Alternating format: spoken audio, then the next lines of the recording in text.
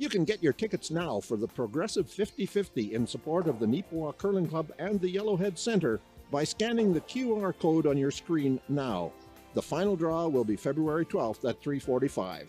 Tickets are 1 for $3, 2 for $5, 5 for $10, or 12 for $20.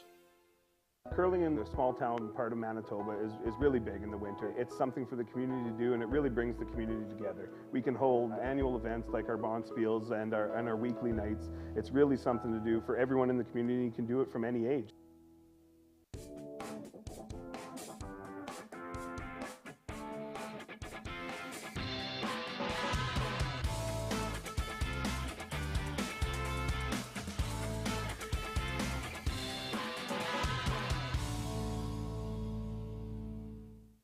You can win a pair of tickets for the 2023 Tim Hortons Brier in London or the 2023 BKT Tires and OK Tire Men's Worlds in Ottawa, plus $500.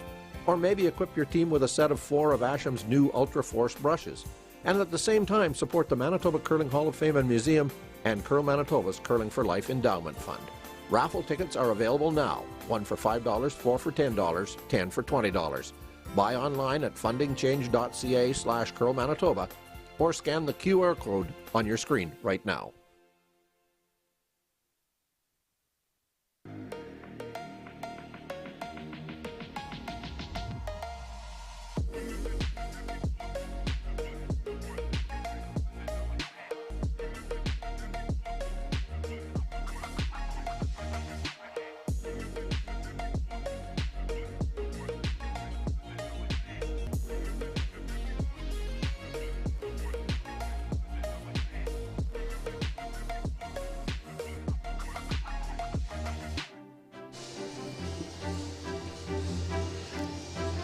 Welcome back to Neepawa, Manitoba. It is the Yellowhead Center, the home of the 2020 Manitoba Men's Curling Championship, the Viterra Championship. We are in the midst of an elimination day here. We have eliminated a pair of teams. Earlier today, the R teams were both eliminated, Justin Richter and JT Ryan. On the same draw, the C teams advanced. Braden Calvert, Reed Carruthers, they've moved on to the Page Playoff Championship round. We have 2 elimination games on the draw here this afternoon.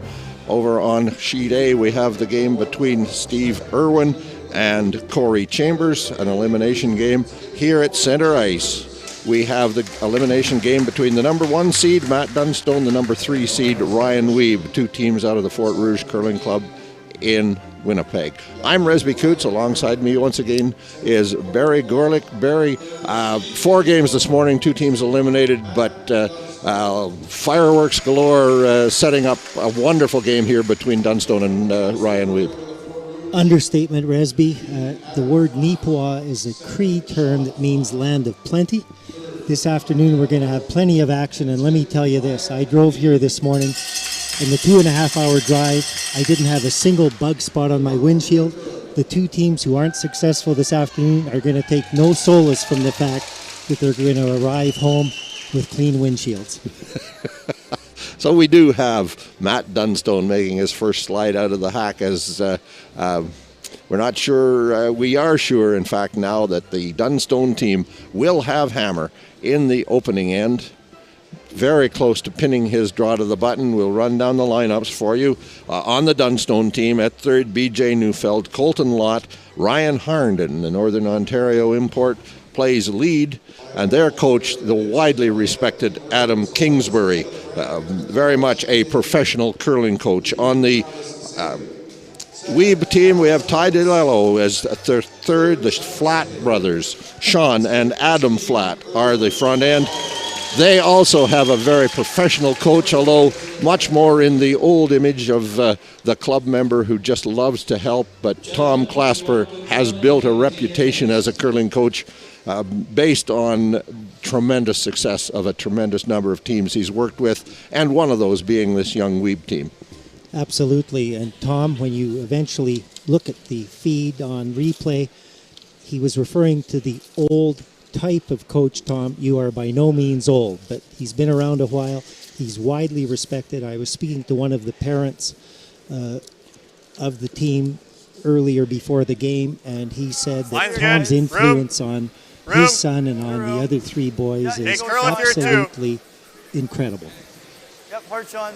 Hey, line's getting good. Well, we'll see if Still gotta go. the old style, the older style of club curling coach or the newer style of professional curling coach will win out today as Ryan WIEBE throws that first stone perhaps a foot or two short of where he would have wanted it on the McMahon Yates sign, but dead on the center line, and Matt DUNSTONE says right off the hop, we'll go right behind that and see what happens. And he does so, Resby, in a way that we were not seeing this morning. Matt's brush was just outside the 8-foot circle, about 4 or 5 inches outside of it, expecting less curl based on their warm-up a few minutes ago than we were seeing on sheet C this morning. And the draw shot is perfect. So that tells us right off the hop that there will be rocks in play. And Ryan WIEBE is taking the same ice as Matt did. So interestingly enough, what was 5.5 to 6 feet of curl this morning is looking more like 4.5, at least at the start of the game. Running. Line's good. Line's fine. Curl if you can. Okay. Sean's rock. Sean's rock. Can't bounce. 14-8. 14-8. Yep. Hard. Hard. All right, Resby, as a club curler, I'm going to say it now and get it over with. These athletes are good.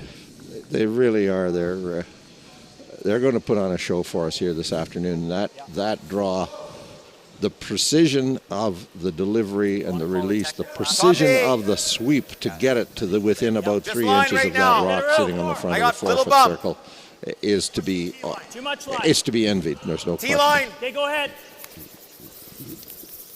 Whoa. Ryan Harnden, of course, an Olympic gold medalist in 2014 with the Brad Jacobs team, decided that the prairies are where he ought to be, a decision that all Manitoba curlers frankly agree with, and he's throwing up 2 excellent starting shots. And wait till you see Ryan Harden lean on the brush if you haven't been watching the coverage until now. You guys were saying that just the wrong colors are running, like red's running when yellow's throwing, yellow's running when red's throwing. Well, a little, if you saw consultation, both skips with the head official. That usually means I'm not happy with the other guy and we got to sort this out. But no, all it was that it appears as if the 2 clocks were running at the wrong time, that the volunteer timekeeper had red running when should be yellow, yellow running when should be red. They'll have that sorted out now. And a commentator's word of thanks to the volunteers who are timekeeping. That is a terrible job, Resby. As someone who's been accused on occasion of being, shall we say, chatty, the idea of having to concentrate on every rock of every end for 2.5 hours is daunting. So I ask you this, have you done it as a volunteer? I have. They didn't ask me back. Well, to your credit, you did it the one time. I will tell you, folks, and Barry, it is the one job in the sport of curling I have never done and will never do. I have helped clean ice. I've pushed the mop. I haven't run the scraper, I'll grant that, but I've helped make sure the ice was ready for the next game. I've done pretty much everything, but I will not ever be timing. I am incapable of focusing on one game. Although this broadcast assignment is close to that. We do have to stay very close to the game, but still we can look around as we did this morning. And we turned our television broadcast of the game into a radio broadcast of an Irwin Carruthers game. It was just fascinating on the next sheet over. What a pistol of a shot. And Resby, it's one thing to chat for 2.5 hours and look at other games. Imagine having to focus on one game and remain silent. Now, that's a hypothetical, Resby. I'm not suggesting anything. Theoretically, it's possible, and we've seen it done, but not by us. No chance. So we're going to see the first of the big weight run backs. Heel. Yep. Sean flat. Hard! Hard! Just rubs that Yellowstone on the forefoot. The worst of bad breaks. It didn't come up as they expected it to. But rolls across to cover the draw side of that draw. That's probably not in the way. If the yellow team, yellow being the Dunstone team, we're going to try to draw, they could get around it. And of course, red, the Ryan WIEBE team, may at some point try to make that freeze to the rock in the forefoot. But they'll have one chance at it, one chance only. For now, however, the point is to cover the run back. Colton Lott delivering a rock, and his own skip, Matt Dunstone, has likened his skill level, athleticism, and overall knowledge of the game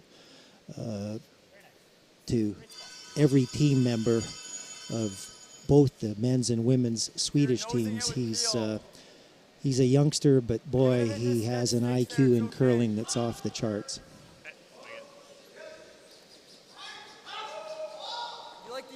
And a remarkable ability as well. So, tied in yellow. Another run back, this time yellow onto red. Whoa, whoa, whoa. Oh, yep. Whoa, whoa, whoa. Okay. Moves the rocks out of the front of the forefoot. Still lie two at the back of the forefoot, so Dunstone very much in positive shape here. Very lonely red rock in the back of that cluster at the back of the forefoot. It's actually not in play.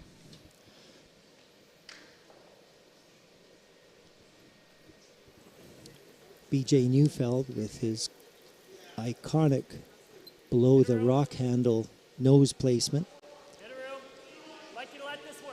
Returning to Manitoba play after a few years away playing in Alberta. High as we can. Go ahead, Cole. Just full copy. Go ahead. Hard. Hard!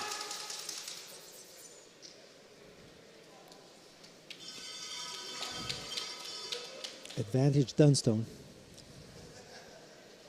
Nice to like make those two. How much can you throw to stick it? I don't mind like normal and trying to do this. The problem is At least the get these two. Yellowstone at the top of the forefoot is overlapped the red guard on the center line, so they can't cleanly get to the face of it with any kind of weight. Play it a little softer and just nose it. Like, So they're selecting a lower weight choice, sounds like. okay. Okay, nose.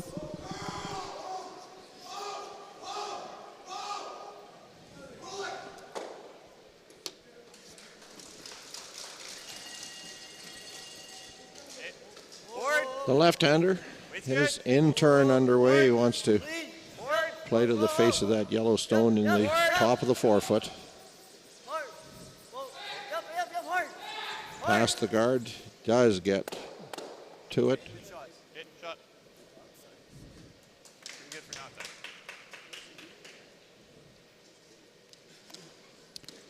That's Ty's in turn, and as a lefty myself, Trying it half under the red. Resby, I don't throw it anywhere near as pure as he does, but his in turn is always going to move a little more than a right-hander's out turn down the same path. So you'll see that Ryan Wiebe, very alive to that, actually gave Ty 3 inches more ice than Matt Dunstone was giving to BJ Neufeld. A little bit early. Line's good. A little bit early. Okay, well then. Line's good. A little bit of room. A little bit of room. Has to curl. Whoa, Hard, as we Cole. can then. Hard, Go Cole. ahead, Cole. Go ahead. Hard, Cole. Hard. Hard. Very good. Perfect.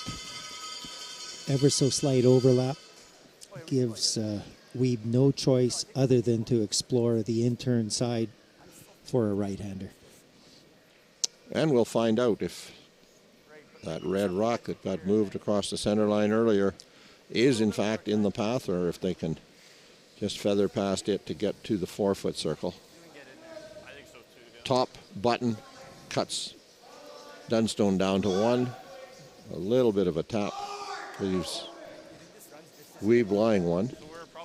Always encouraging for the lead, as occurred just now. Adam Flat to say to his skip, you can get it in there.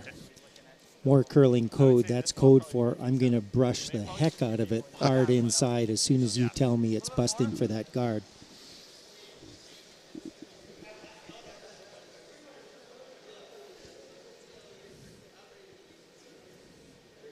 First of skip stones here in the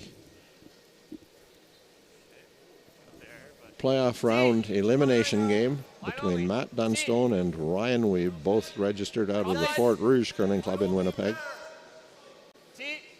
WIEBE's draw approaching the guard that we were talking about by a couple of inches, and does warp in quite nicely to sit. Second shot rock. That extra 2 feet of weight kept it just straight enough that Matt Dunstone can follow that path with dead T-line weight or brusher's weight and sneak in for second shot, looks like. Sneak in for second shot. If he gets a little rub on the red, it's just possible that red slides out the back of the 4-foot to lie 3.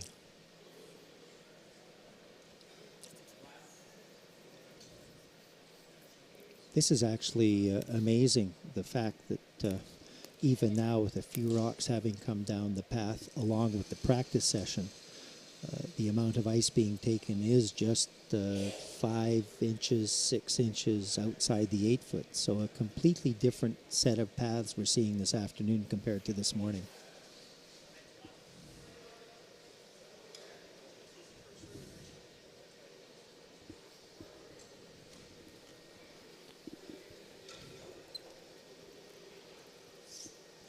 Matt Dunstone's first stone of the game. Yep. Whoa. Line's good. Whoa. Room. Room. Too much room. Always Yep. right. Line's good. Line's good, guys. Line's great. Line's real good. Never off. Again, tight to that red guard. Hard Pete. He will come right to the red stone. Red lies second shot. He needed to curl a little bit more to get to the inside of the red. Ryan Harnden was really leaning on it, trying to get it to curl, but it stayed straighter than they would have expected. What? You don't throw right now. It's like, Well, it's for 3. Like if but you not the chase. Like you're no, you're guarding the run. Yeah. Yeah. Or the But you're doing like what? Right here? Guard the chase and the run, and Sorry? then he's What? got this. What Yeah. chase? No, but like just to tap it for 2 or the Oh, run. so we're 2? We're 2. Oh, okay. All right. This is all Sure. about I'm seeing just disaster Yeah, I'm okay with control. that. They Kinda takes do away the not chase mind So, giving Team Dunstone a single to Yeah. start No, the I- game, you're right. get rid of Dunstone's hammer, and as we've said many times before, have hammer in the even numbered ends. Just tuck a piece. They of do not Guard want the there to shoddy be through once. Yeah, any even if we're opportunity short of for that, any kind of a crooked number on the scoreboard. The way the end has evolved, a single on the board for Dunstone, frankly, is failure. Success for the WIEBE team. So what he wants to be is up into the 12-foot, maybe touching the 8-foot, keeping Dunstone from running that wide red one. The problem is I think he can run either one of the reds from the perspective we're looking at it. In fact, the center line one might be, in fact, the rock that gives him a 3-pointer. So he's got to be tucked in so neither one works. Ty is giving him a lot more ice, and he's throwing, I'm assuming, a lot less weight. They're calling position 3, which would mean just past the McMunn and Yates logo on the ice. And this one's coming down quickly, actually. He will slide by it. He'll slide nicely into position to prevent the run on either one of those two red rocks, but probably has left the opportunity for Dunstone to play a draw tap, at least for the second point. Sure looks like it. I think if you're like 2 feet more weight, I think that's the right group.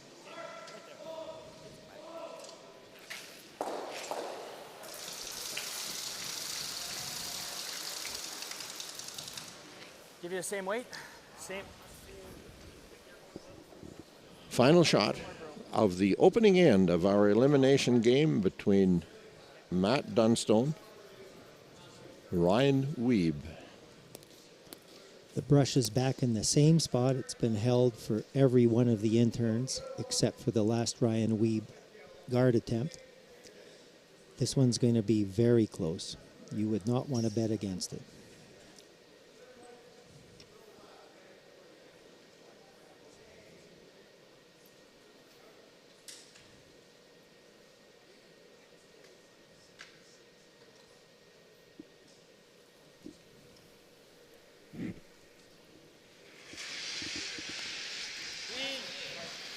Underway, an opportunity for Matt Dunstone to open scoring with a deuce, something we didn't see the entire earlier game. Pete to it. Hard, Pete. Straight to it. Right to it. You gotta go, Pete. You really gotta go, Pete. And he does get that little snuggle against the Yellowstone, push it onto the button. Matt Dunstone open scoring with a deuce, 2-0 Dunstone over WIEBE. We'll be back in the Yellowhead Center in Neepawa with end number 2 in a moment. Today's sponsor, Sunrise Credit Union. Building a brighter future together. Eat. Meet. Stay. Canad Inn's destination centers are your home for hospitality, with 10 locations in Manitoba and 1 in North Dakota, featuring the finest in accommodations, food and beverage, entertainment, banquet and conference facilities, and so much more. For the best service and best value, your only stop is Canad Inns. Call today at 1-888-33-CANAD or visit us right now at canadinns.com. Where can you find handmade pizza, classic burgers, scrumptious salads, the finest Manitoba-sourced fried chicken, and so much more? Chicken Chef, bring your appetite. We'll take care of the rest.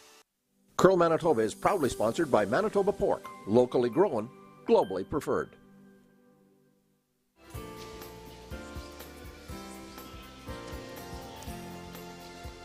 The Olympic gold medalist, Ryan Harnden, throws the opening stone of the second end for Matt Dunstone.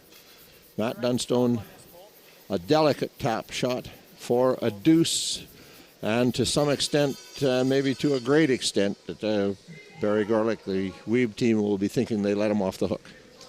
They did. It's always debatable what's the toughest shot in curling, but in the first end, an important guard like the one Ryan WIEBE tried that over-curled on him, that was an important shot, but also a difficult shot. They would like to have that one back, Resby. Line's good. Curling. Yep, hard. Hard, boys, make sure. Hard. So contrary to the Dunstone strategy of the opening end when he went right around the corner guard, or the center guard, WIEBE, the more conventional corner guard play. Already trying to fashion a deuce, wanting to avoid being forced to take a single, recognizing even this early in the game that they've got to try to keep pace with Team Dunstone. A little heavy right now. Right off. For sure, this Dunstone team is not a team you want to let get away from you. You will have a lot of trouble reeling them back. One of the best front-running teams in the men's game. Hard. Line. Top button. Speed's good here. Yeah, speed's really good here. So that rock slides just deep of the tee line, a foot or two deeper than what Matt Dunstone would have wanted. Felt real close, guys. Line's nice. Thought I was there. Running. The play being to come down right on top of it. Maybe Hasn't curled yet. so that the running rock will actually be protected by the yellow rock behind it. Lock it. Good shot.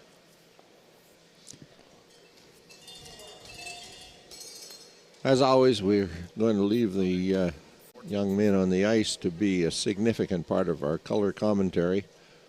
The Big Day Media folks have done a great job of miking the players and getting you the sounds from ice level. Line's good. Just line right now. Through. Bumping. This Colton lot stone appears to be Coming down. a little warm. They're saying it's coming down now, meaning it's slowing a bit.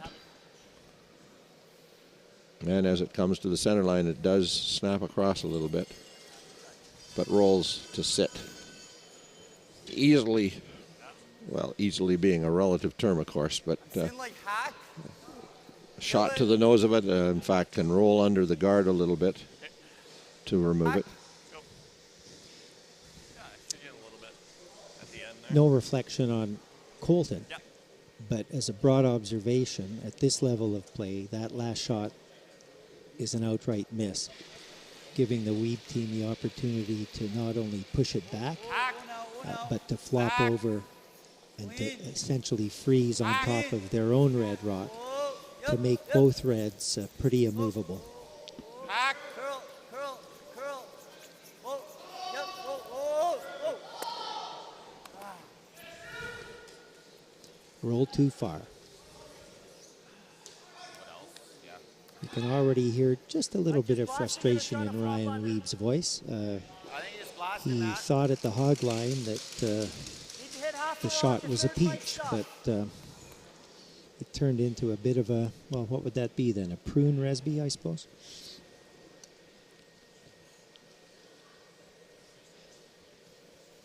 I'm a little old to get the reference.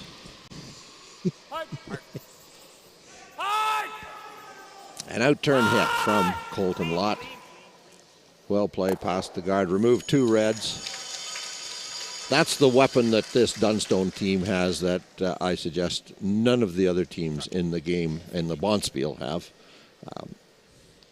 They just have that really upweight ability to throw it so pure. Just to put it in perspective, the best men's teams on the ice this week can easily throw 6.5 second weight hog to hog. I'll give you some times throughout this game, but Colton Lott can, whenever he wishes to, and seemingly effortlessly, be in the low fives. 14 feet a second between the hog lines as opposed to 12 feet a second makes all the difference, especially given the lively nature of these rocks when they make contact. Well, Sean Flatt just, as they say, can't buy a tick right now. He ran that rock straight through, pure as could be, but he just missed that Yellowstone rather than rubbing it. Would have easily removed it had he touched it at all. And now Dunstone can attack by going around the red guard into the top 8 foot, bite top 4 foot.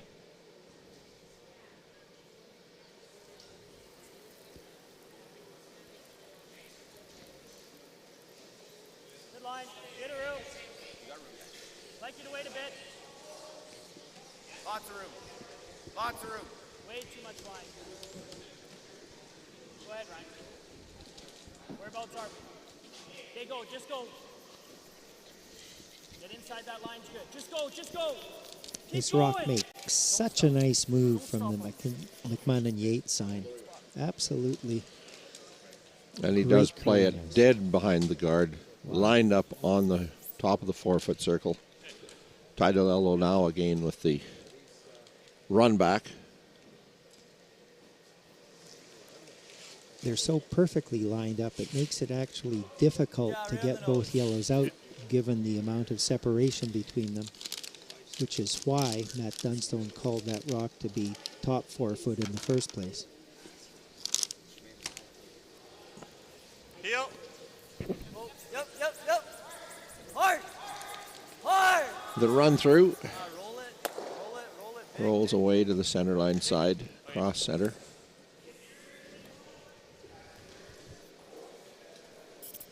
Top of the logo. And once again, that McMahon Yates logo as the marker. Matt Dunstone wants it to top of the logo, lined up on the two rocks in the 4-foot circle. And with that red stone now sitting where it is, that draw to the 4-foot is a little complicated. Bordering on inaccessible. Hard. Where are we, guys? Okay, off then. It's got to stop. Just got to stop. Top of the logo. Whoa. Whoa, whoa, whoa. Okay, good. And the precision is remarkable. It is biting the top of the logo. It's easier to make it a shade low. That's an interesting comment by a very supportive Skip. Easier to make it by hitting it a shade low of the center line of the target rock. The word easy has nothing to do with this shot, Resby. Whoa. Yep. Yep.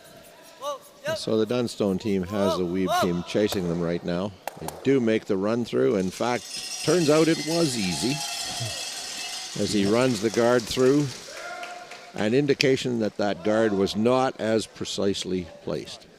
Depends who's throwing it, but he hits it just ever so slightly low to the right of the center line as we see it. And those lively rocks scatter.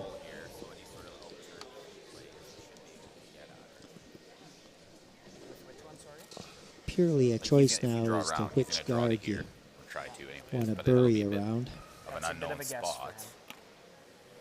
Even if we come in turn to here and he's able to hit it, right? Even if we're here, then I can make a hit and roll on my last one. Yeah, I think here's the spot. Yeah. Just on the ER. Skip rocks to come. All of the rocks in play. Yeah, 3 of them first one I across was the front of the positive. rings. Last one I just kind of let go. Dunstone Okay, I'm going to be nice and positive with this. Okay. can use. They are WIEBE red rocks.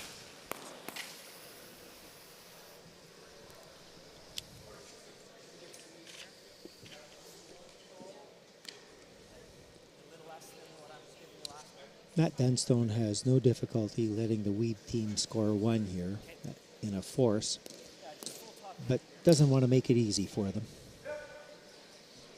So he's going to try to put this back into the top 4-foot position, right behind the WIEBE guard.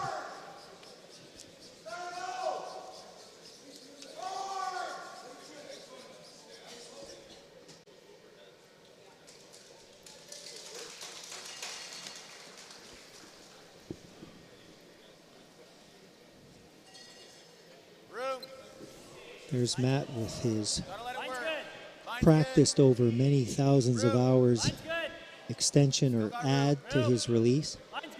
Still room. Line's good. Yep. Feeling the speed of the ice through his fingertips. 14.7 between the hog lines should be perfect. Through the part, he's going to over curl just a little bit. Peeks out from the other side.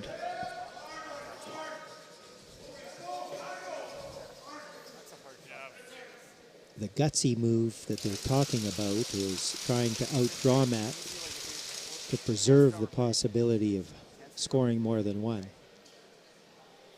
You think this is here, Adam? Yeah, I do. It's tough. It's gonna move though, like past the line. You also have half a stone here. True. But I'd rather play that than the chase though. Okay. Just with That here. draw's tough. Yeah, that's why the whole tough and then. I'd rather play the nut guy. I'm just seeing control.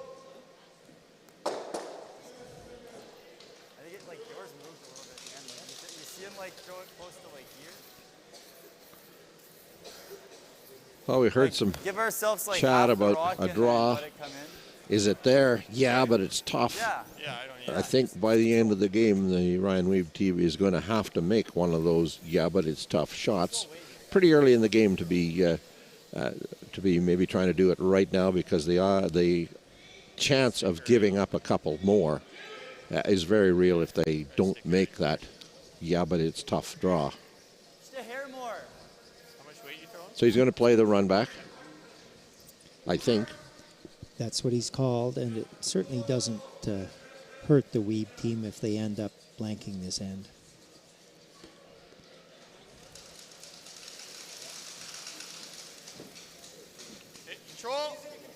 Out turn hit, hoping to run the red guard and stick it in the forefoot.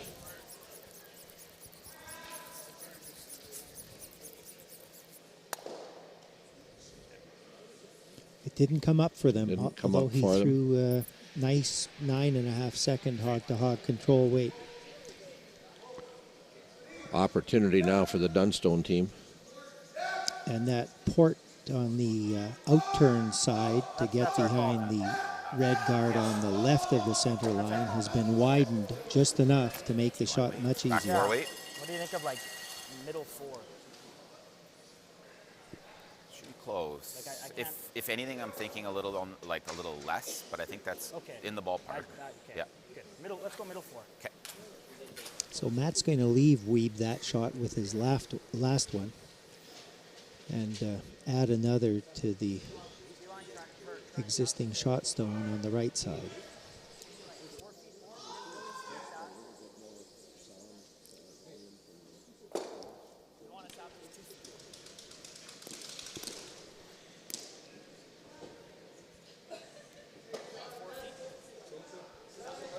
Matt Dunstone, final stone of the opening end, an elimination game with Ryan WIEBE of the Fort Rouge Curling Club.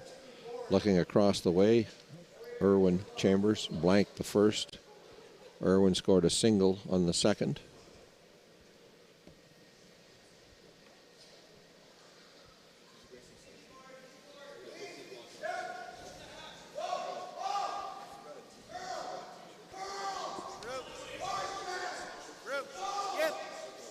Exactly the same extension and release as on his last throw. Line's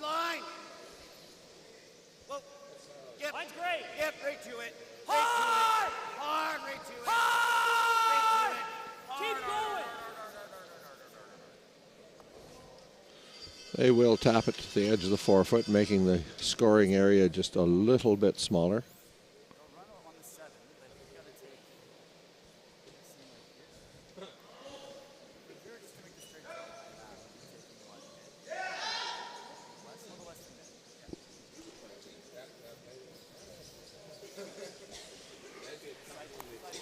So facing 2, Ryan WIEBE comes to the hack. He'll throw an out-turn draw. He's got to stop in the forefoot circle. They know where to put the broom down. They're talking about slightly inside of mid-8 foot. Here for weight? So all he's concerned with, and you can hear him now, is what's the weight? Because all he's doing is throwing to T-line, confident that he's got the broom in the right place. 3 feet, 4 feet. 14, 5, 14, 7.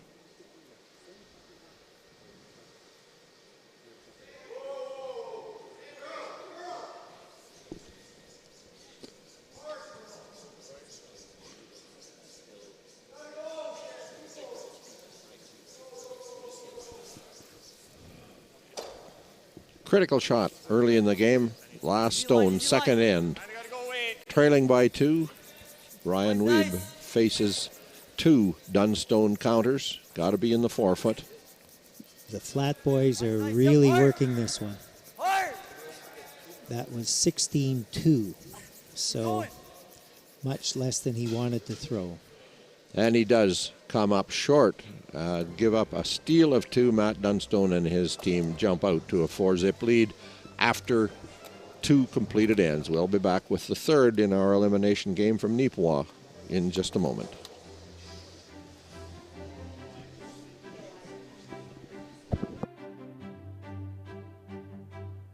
Today's sponsor, PharmaSave. Canada's community pharmacy is proud to support Canada's community game. Calling all curlers, novice to pro. Asham Curling Supply's patented rotator disc system lets you customize your slider right in the store. Velcro attachments make it easy to find the sliding platform that's right for you. Shop Asham Curling Supplies, 700 McPhillips, online at asham.com. You can win a pair of tickets for the 2023 Tim Hortons Briar in London or the 2023 BKT Tires and OK Tire Men's Worlds in Ottawa, plus $500. Or maybe equip your team with a set of 4 of Asham's new Ultra Force brushes. And at the same time, support the Manitoba Curling Hall of Fame and Museum and Curl Manitoba's Curling for Life Endowment Fund. Raffle tickets are available now. 1 for $5, 4 for $10, 10 for $20. Buy online at fundingchange.ca/Curl Manitoba or scan the QR code on your screen right now.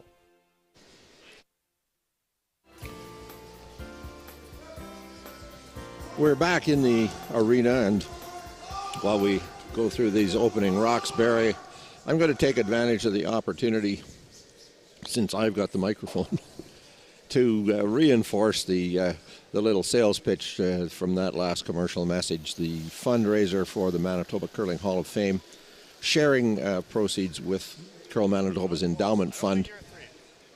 Ticket sales end at midnight tonight. The draw will be made tomorrow. The winners will be announced here at the Viterra Championship.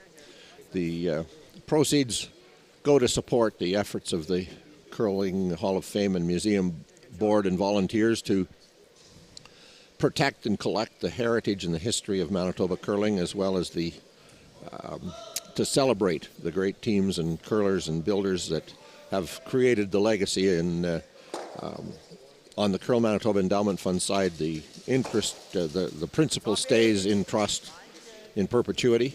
The interest flows annually to Curl Manitoba to be used for development projects. So really worthwhile projects on both sides of that fundraiser. And to be quite frank, there is a raffle opportunity, a couple of prizes, but a donation would be very much appreciated. A contribution through the QR code through the fundingchange.ca/Curl Manitoba website. And if you did happen to win, well, that's just a bonus. Couldn't agree more. In fact, earlier this afternoon, being one of those supportive expenditures that espouse makes without even seeking permission from the other member of the spousal unit, I was invited by RESB, the word invitation being used cautiously here, to make a further contribution, which I was pleased to do. And in looking at my watch, for those folks who haven't yet had the opportunity to support this, you've got 9 hours, 19 minutes, and 20 seconds and counting. If you get onto the website, you'll see a running time clock. RESB assures me that if you buy a ticket at 11:59 tonight, it will not be placed at the top of the virtual drum. He will still reach in deep to pick the winning tickets. So gauntlet throwing, RESB, and it's all for the best possible cause relative to this game that we love so much. Well, it is, and I'm one who frankly will admit I would much rather be selling raffle tickets out of a paper book than promoting from the website. I'm just an old school kind of guy, but it is the way of the modern world. So yeah, one way or another, there will be a computer-generated pair of winners. And for those multiple purchasers, and I'm one of them, don't be alarmed when you go to buy a second ticket and are asked for your password and can't remember it. You're in very, very good company. But there's an override. So we had that center rock to the middle, corner guard, back to the center, corner guard. And Matt Dunstone with his first of second stones attempted to go behind the two corners, didn't get buried. Has given the WIEBE team a small window of an opportunity. Bouncing a little. Line. Pull hard. Hit. Okay, Sean. Not bad. Like peel for now? I think so. Even that little bit of a bounce He's ripping this. is a problem for the WIEBE Which I team. think if we peel and he makes that, then we got. So I think we're happy then. Yeah. So, more jargon. I think we're happy. They're already playing the scoreboard, of course, as a seasoned veteran front-running team. Matt Dunstone got instant consensus to take away any garbage out front, and that's linked to the fact that they're 4 points ahead on the scoreboard, and at the moment they have 3 yellow rocks counting in the rings. And it's going to be up to Ryan Wiebe's team to make plays on those yellows, while at the same time somehow preserving at least 2 red rocks in the rings, and that's a tough task. So the guard is peeled off. Ryan Wiebe says we'll throw 1 more guard.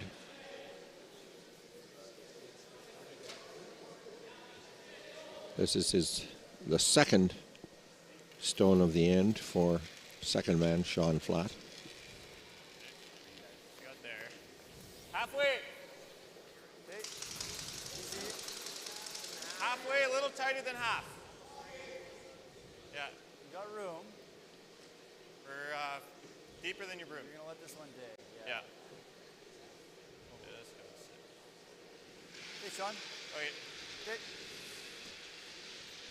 They're fighting it right now. A definite over curl, and there's just not much more that can be said. What they have to do now is remember the advice given to them from about the moment they played the first game as real youngsters. A 10-end game is like 10 separate games, so start picking off those separate games one end at a time. BJ Neufeld will throw an out turn, playing past the 2 guards to tap the red stone in the top of the 12-foot circle, roll over to center. Hard, Colton. Run! Hard, run! Hard, hard! Does exactly that. Here's a headline none of the papers have to bother printing. BJ Neufeld right on target and on fire. He's come to play. Like peel and just roll them all. 7/8, 3/4 maybe. Too many yellow rocks in play now, and we will play peel. The left-hander's out turn. He wants to kill a couple of yellows, roll off to the yellow rock at the tee line. Yep, hard. Great shot. Excellent shot. Ends up with a rock in front of a yellow stone.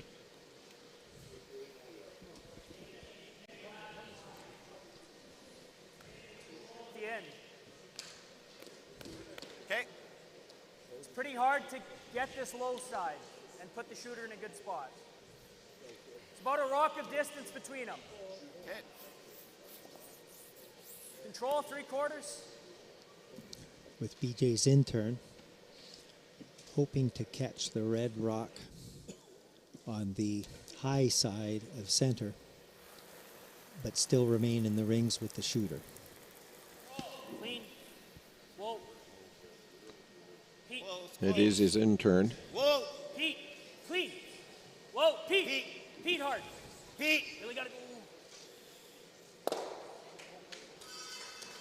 Rolls over to lie. Another one. Wide side under the guards.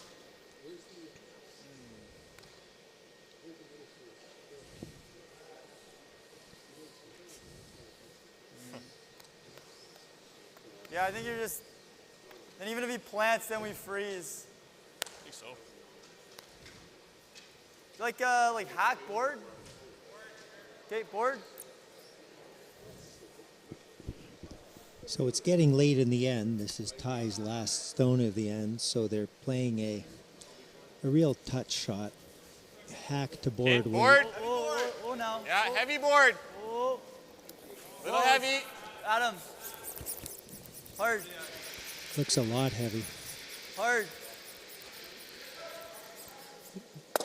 Won't get the roll, gets the nose hit.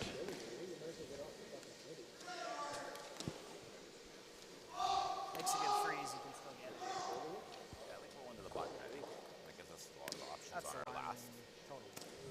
Guarded if he makes a really good draw. He's going there for sure, right? Was it is roll half under then? Across the way in the other elimination game, a single point for Chambers. Okay, I'm into it. On the third, that game 1-1. Puts a little bit more pressure on his draw. Like control, board. I was thinking like a hard board. Okay. Like what does that look like? Hard board. I think that's gonna be close, Matt. Okay. Think in a perfect world we're half tucked. Hard board, try and roll this half under. Figure it puts a little bit more pressure on his draw as opposed to roll to the button. Yes, totally. Yeah, like a It wasn't lost on the Dunstone team that Ryan Wiebe hasn't yet found his draw weight. So they're trying to add to the pressure by having multiple stones in the rings.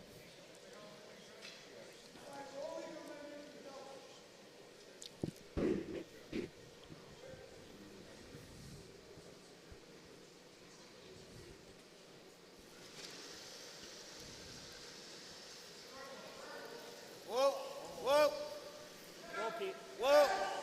Colton. Colton. Colton.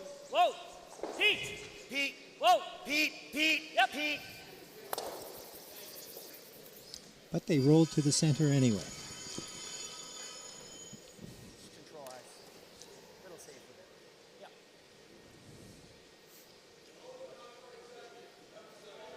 Just a little safe. Yeah. Yeah. I mean the double's not there, I don't feel like. You'd be doing that probably and then we're already getting forced, right? You just might leave a double. Probably here. Yeah. You roll into here and then. Yeah, my other thought was you freeze that one. But yeah, that was my other thought. But That's a hard shot. Yeah. it is, yeah. Whatever you see. Yeah. Think so? Okay.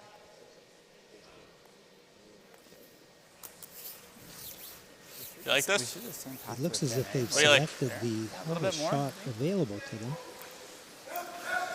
Okay. Sorry about I that. see they're going to oblong get the rock to sit on its side in front of that. Yeah. Once again, we have the perimeter outline of a rock. this in the first. Fearful, Yeah. as we still are from the Scotties a couple of weeks ago, that has something to do with the amount of hot air that we build into these Speed's broadcasts. good here. Yeah. Same Well, one as your first. we did hear Yeah. Ryan Wiebe say that's a hard shot, but this is the point where they've agreed that they're going to have to make a hard shot. If they can freeze here a little bit cornered on this yellow rock, any hit on it is going to spring into the two on the side. So maybe they're a catcher. Min line.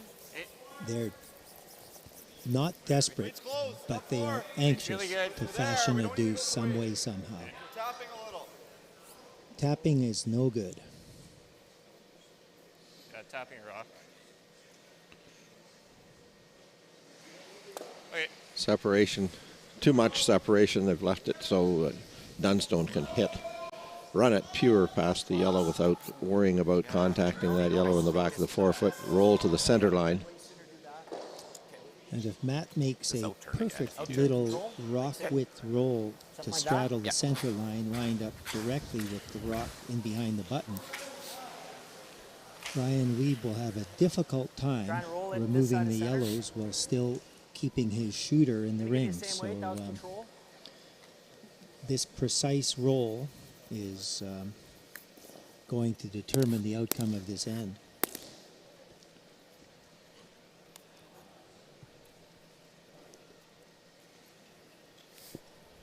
Matt Dunstone's final stone here in the third end. You mentioned Adam Kingsbury, who fashioned his reputation in the curling world by coaching Rachel Homan's team a number of years ago. Matt's pre-shot routine is regimented, structured, and identical every time, and that all has to do with the approach to the psychology of sport taken by Adam Kingsbury.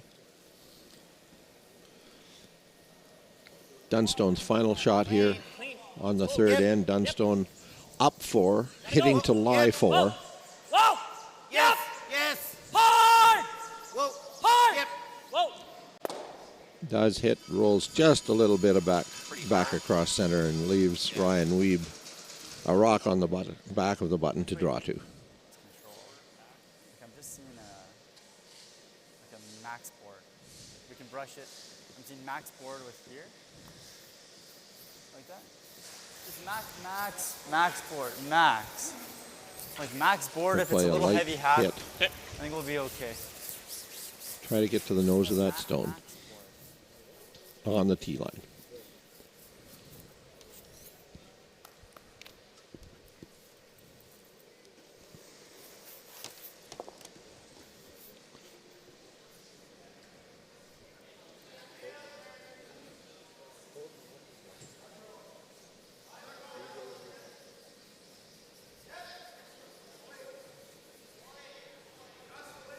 Wiebe in the hack, he'll throw.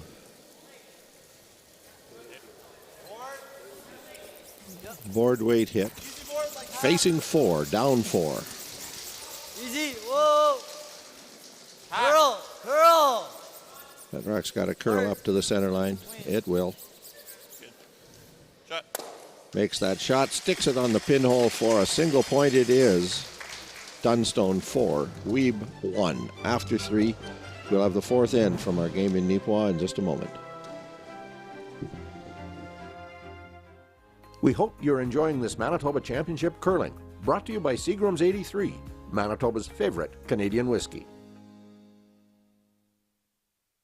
At McMunn & Yates, we've always believed that good neighbors make for better communities. McMunn & Yates has everything you need for your next project, right at your fingertips. And McMunnandYates.com will always be there, ready to help.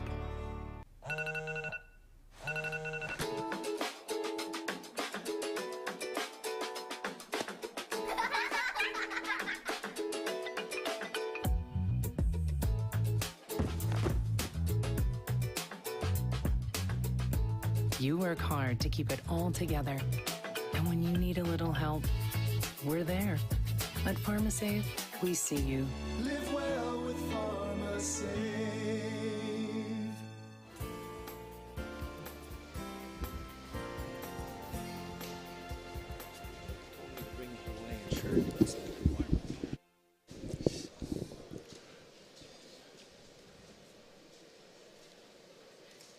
Ryan Wiebe, having been forced to play for a single point against 4, down 4, makes the hit on the 4-foot button. Scores a single, so it is Matt Dunstone 4, Ryan Wiebe 1. Dunstone with last rock. And as we've seen earlier, centerline guard by the Wiebe team, and Matt Dunstone goes right around it to the top of the 4-foot circle. I'll give you like this much less on your next one. It's tight. Yeah. Wiebe looking for a tight guard now. Second center guard. Ryan Harnden obviously really feeling it already. Should be much better. And even now for Adam Flatt, this is Line's nice. a must-make shot. They've got to somehow Okay, go ahead, yep. Go ahead, get line's off good. the back foot and start putting the pressure on Line's Team getting good, Sean. Dunstone. 17, yeah. All right, a little more. Probably not quite as tight as he wanted, but certainly a very serviceable guard.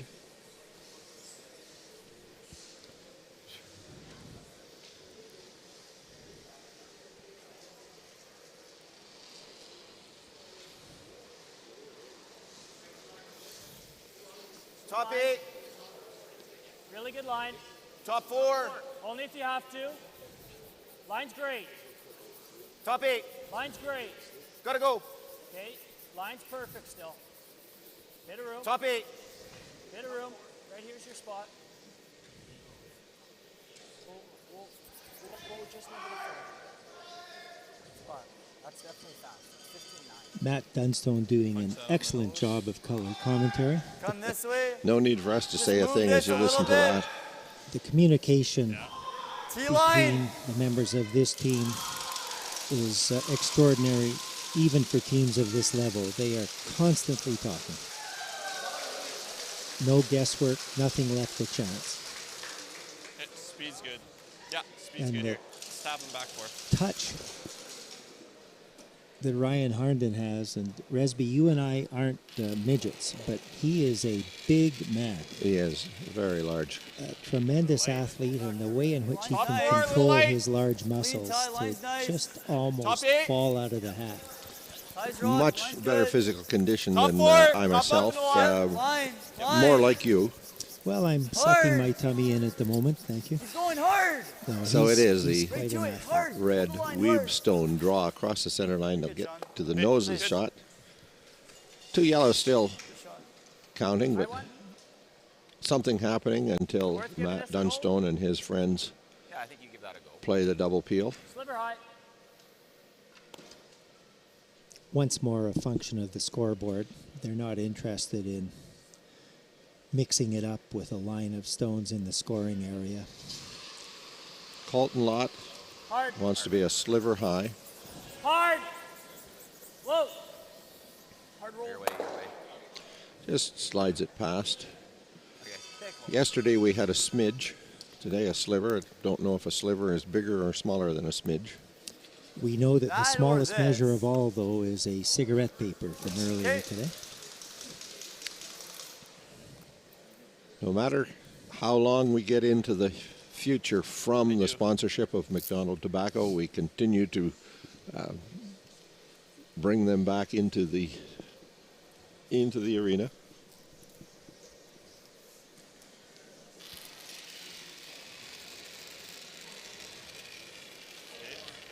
Should be lots.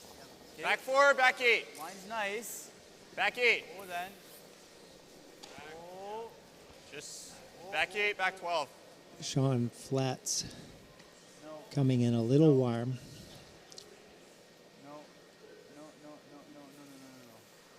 Sit. Okay, Sean. It's not bad. Not bad.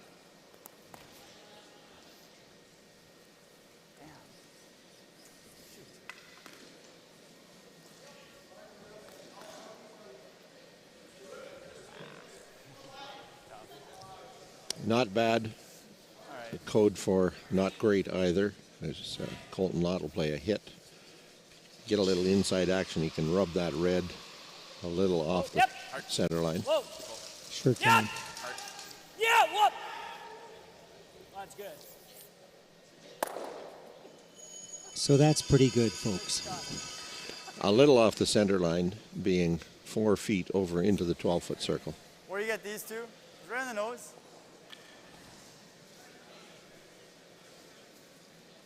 So what we're seeing, Team Dunstone making everything. Team WIEBE fighting it just a little bit. You ever throw a board and just... 3/4 shots, a foot heavy, a foot light. Like It's the one early on in the the game. Yeah, I don't hit that either. They just have to maintain their confidence and try to I'd get like something to move going. These. Steal a point, force a point. Either seeing, one like, can build a control. little confidence. Giving up 2 more, Control nose. Try to get to the inside here. not a good thing. Yeah, so the game within the game is to force. That's okay, 5-1. Easy control. Little bit, yep. Yep. Steal to get Easy the control. 4-2 would be ideal. Gotta go, Sean. Hard shot. Hard. Hard. Hard. Okay, shot. Curled a little more than I think that they anticipated and got that roll under. It's a decent start, though.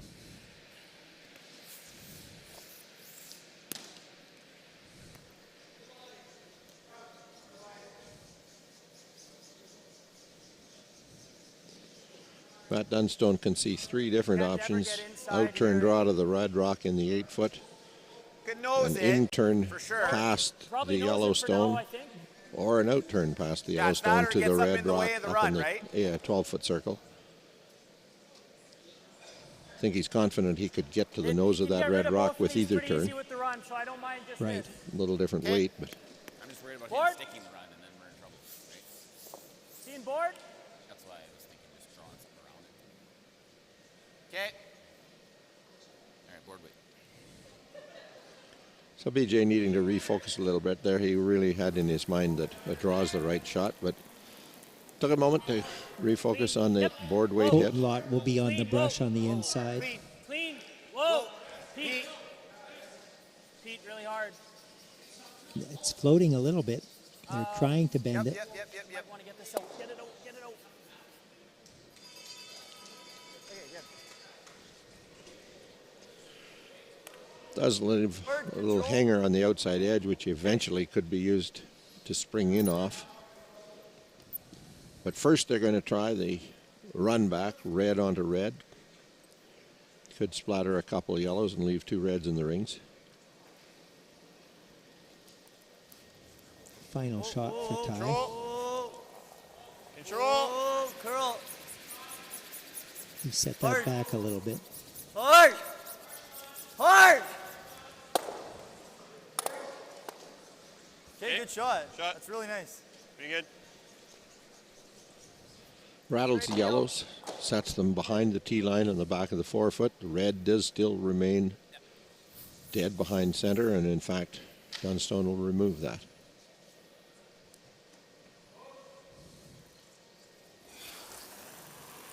Final third stone of the end, BJ Neufeld with the Team Dunstone peel.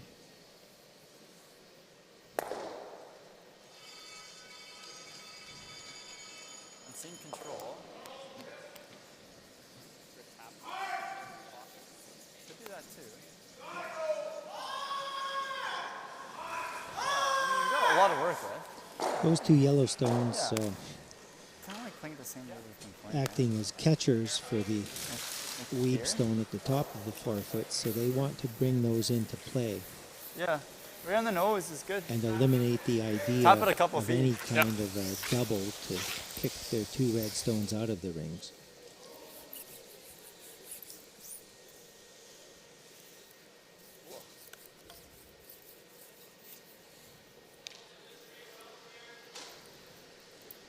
I like this a little bit. I think this is easier. Speed's good here, right? Just throwing back 4. You know, if we just tap it an inch, it's good, right? Yeah. Oh, yeah. Change of plan. Coming right down to the yellow speed's rock. Still good. A little bit less.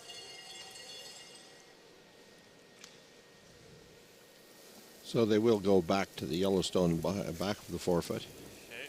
Okay. Top 8. Top 8. Top 4. Not the end of the world if they do tap the red. That was certainly the first thought.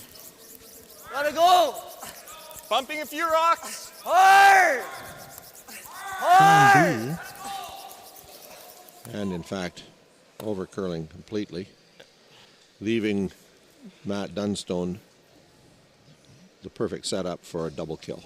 Resby, I guess they did call the tap on that center line red and over curled, given the weight that he ended up throwing. They did call for back 4. Pardon me? Well, that's a fair Like, observation is he by shot? the skipper himself. What a bad shot. I think we're shot. This is shot here. We're shot for sure. Yellow lies 1. Wait, if we just make that for now, even if we catch this, he's got to make a perfect nose tap frozen, right? Well, I quite like getting rid of this. Yes. Because we're always going to have, we should almost always have a So double. then are we trying to blast? Do you think it's going to go? Like the yellow go? Yeah, it will if you hit it. If you think it's going to fly, then If you hit it 7/8 on this side, you're worst good. comes to worst, it's a ho-hum single. 7/8 low, this will all go. I think I'm trying to hit this thin though, so it, Thin? like I think I'm going half a rock on this. Anything thick, it's just gonna, right? Don't I? I don't think so. Half rock. I was seeing half a rock on this too. Because we got to get it spinning. Like if we're, Okay, can you hit half rock? yeah. I think so. The intern. Throw it hard. They want to get rid of the rock just below the center line, the yellow rock just below the center line. the because that's the trouble rock. it can act as a catcher. I don't think you can do that with the in-turn. No. I think the out-turn. Okay. Okay.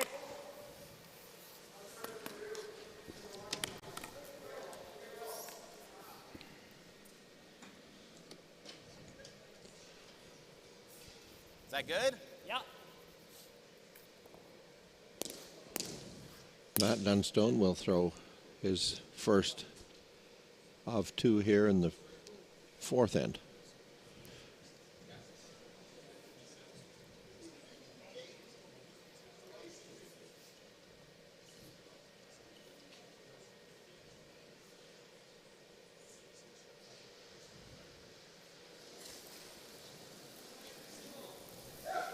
Yep. Whoa. Yes. Yeah. Yes. Hard beach. Kills both reds, rolls out of play. Does leave those two yellows at the back as catchers if they want to draw to it to force a single.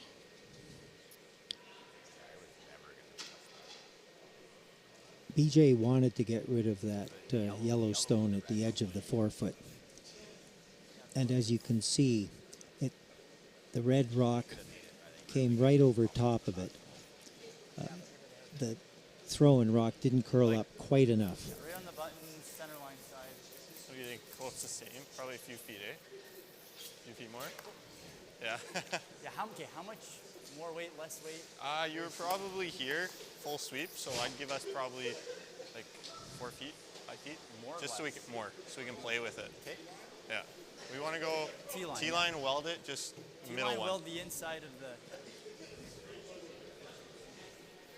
Positioning for a force, really, Barry. Absolutely.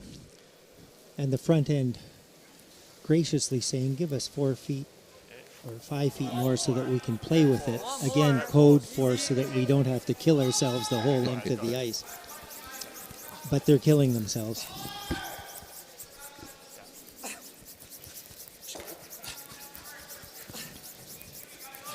Oh dear. Full sweep all the way.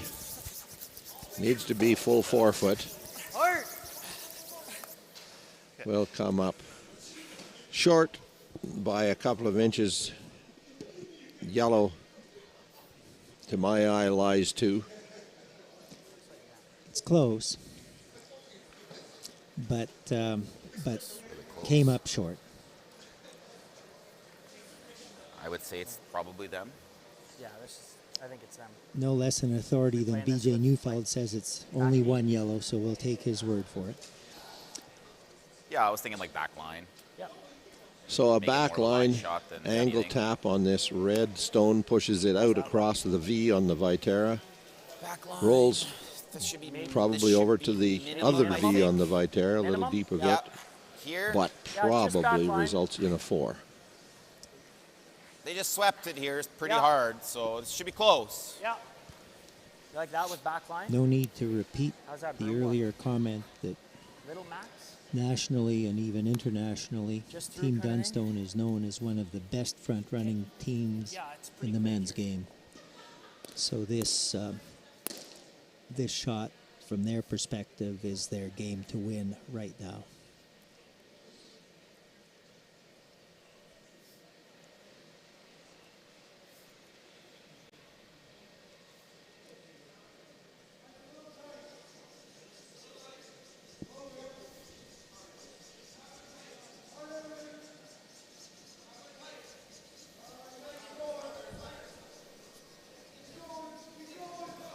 The outturn, Matt Dunstone, is to get to the corner of the red stone. Just a little tap angle ways out past 2 yellows. Enough weight pushes it right out of the rings for a 4. Colton Lott on his tiptoes. Not going to get to the red, and is going to, in fact, leave a single one. They will measure, but they played that on the basis of the red being the counter. So we have to assume that it was. We'll watch the measure. Chief umpire, Dale McEwen. Didn't even talk about it. Take a look. What's that? Yeah. No. Sorry? I don't look at any of those. You know that, Tom. Yeah, I mean, yeah, we could have done that. I think either way, we're not in good shape. Well, a rare miss from Matt Dunstone. Yeah. Not suggesting he makes every shot 100%, but rarely do we see the miss to that degree. And it's interesting, he wasn't even full to the broom because the sweep call was to hit it hard inside initially, which might have killed the line, although this ice has been so consistent. So a single yellow point, an unforced error by Matt Dunstone, and a huge break for Ryan WIEBE and his team to give up only a single point when they were looking at a possible 4. Could have been down as much as 8-1 or down only 5-1 playing the fifth end. We'll have that fifth end from Nipawin in a moment. Thank you for joining us for this Manitoba Championship draw, brought to you by Seagram's VO. Masterfully blended, distinctly Canadian. At Viterra, we believe in the power of connection. Our world-leading agriculture network connects producers and consumers to supply top-quality food ingredients each and every day. Our team takes great pride in working closely with farmers to help feed the world. It's something we've been doing for over 100 years. And as an industry leader, we're dedicated to playing a critical role in meeting the needs of a growing world. Because together, we're stronger and achieve more. Calling all curlers, novice to pro.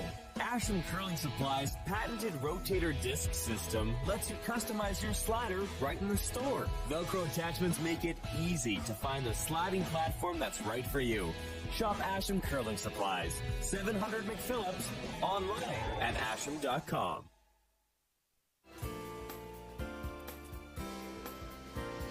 Well, we're back in the Nipawin Arena. We've just had a little fireworks over on sheet A. Steve Irwin and his team had scored a 3 on the fourth end to take a 4-1 lead in their game. We're laying shot rock when Corey Chambers took aim at a rock 4 feet outside the rings, 3 or 4 feet off the wall. Ran it straight back onto one of his own in the top of the 12-foot, onto the shot stone of Irwin, and by the time the smoke cleared, it was a 4, I believe, going on the board for a 5-4 lead for Chambers at the fifth end break. We'll confirm that score in a moment once it goes on the scoreboard. Meantime, Matt Dunstone, an unforced error, an uncharacteristic unforced error to let, frankly, Ryan WIEBE stay in the game. WIEBE still trails 5-1. Good, Earl. Line's good. Dunstone's first rock to the 4-foot, WIEBE a corner guard. Fifth end break over on sheet A, the Irwin Chambers game. Steve Irwin has to be thinking that it's deja vu all over again, because here again a team that he sort of had his foot on the throat of is not only coming all the way back, but it was in fact a 4 spot. So 5-4 for Chambers after 5.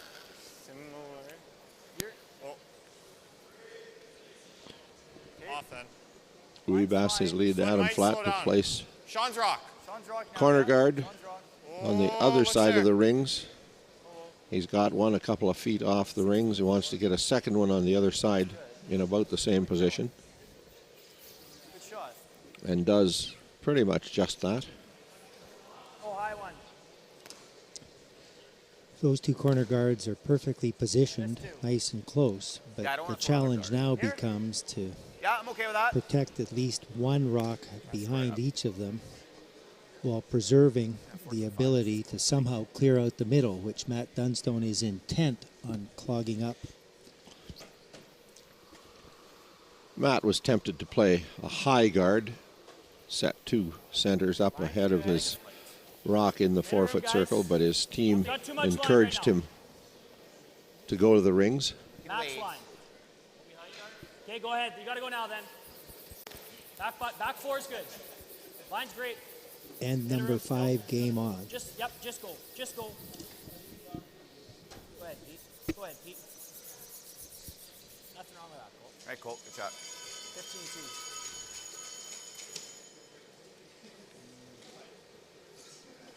You nose it with like hack.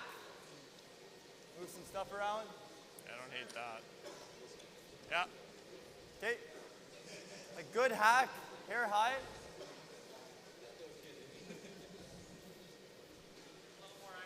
Yeah. Yeah.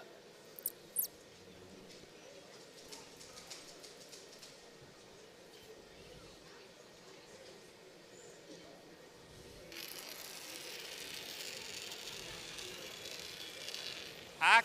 Clean tight. Hack weight, trying to push this guard through, move a couple of rocks in the forefoot.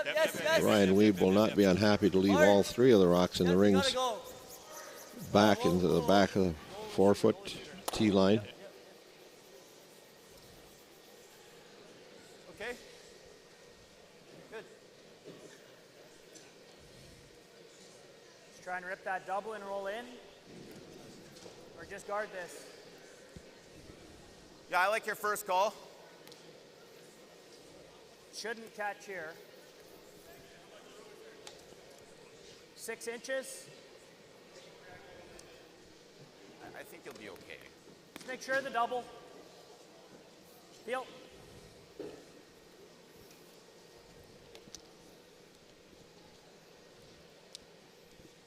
The main objective of this shot is to get the shooter to roll toward the center line and ideally to act as a guard for the two yellow stones in the forefoot. Hard.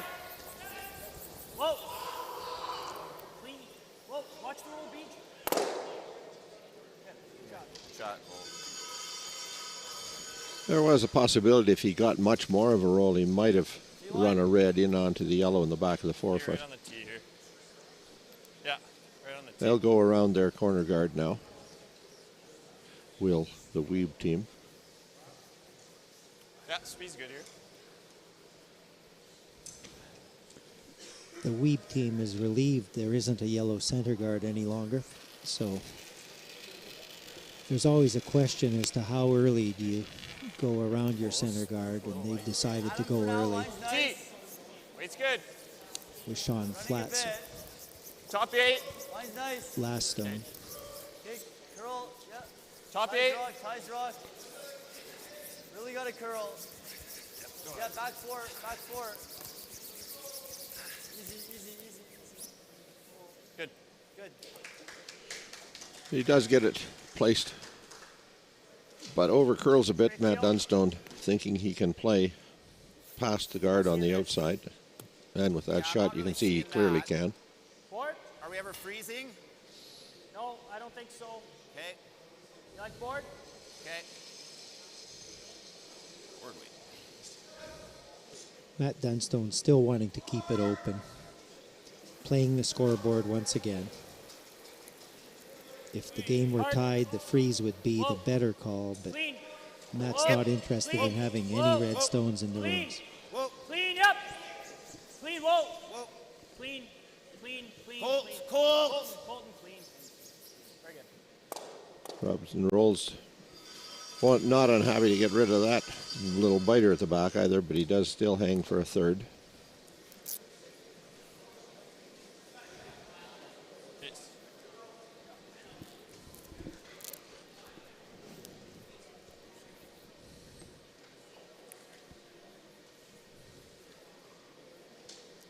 Now this one they have to try to get to come to a stop above the tee line. Top 8, top 4. I got back 4. Easy then. Tee line. Line's okay, hair tight. Back 4. Back 4, back 8. It's got to dig for line Tee. 2. Back 4. 14-7. Whoa, whoa, no, no, never. Let it sit. Let it sit. Tee. Okay, good Hey, tie. shot tie. Okay. That or run. No, I like the same shot. Board. BJ has had a practice shot. He's going to possibly tone down his weight even a couple of feet more. The ice is a hair tighter. Whoa. And he's just going to try to skim past the Colton red hard. guard out front. Really got to go. Colton's trying to bend it. You're all the way to it, Colt. Really gotta go. Really gotta go.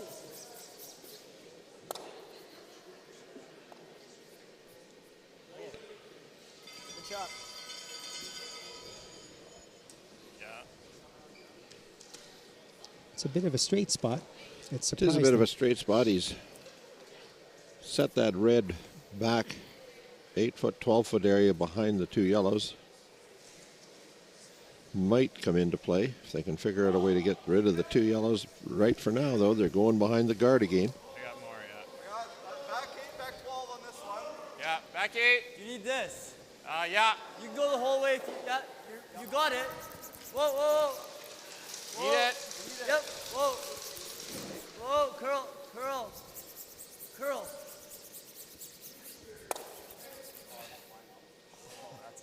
Okay. Hack. Solid hack. That's trouble.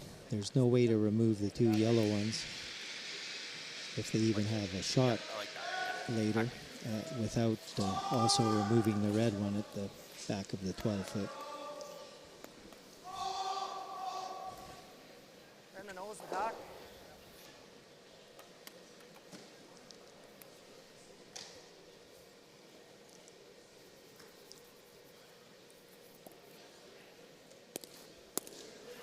So Dunstone will play on the red rock, not quite buried. He can probably roll either way off it. And with those two rocks behind the tee line frozen, rolling either way probably all works. Right. Down weight.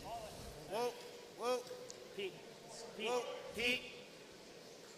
Pete. Hard, Pete. Keep Hard, going. Pete. Keep going.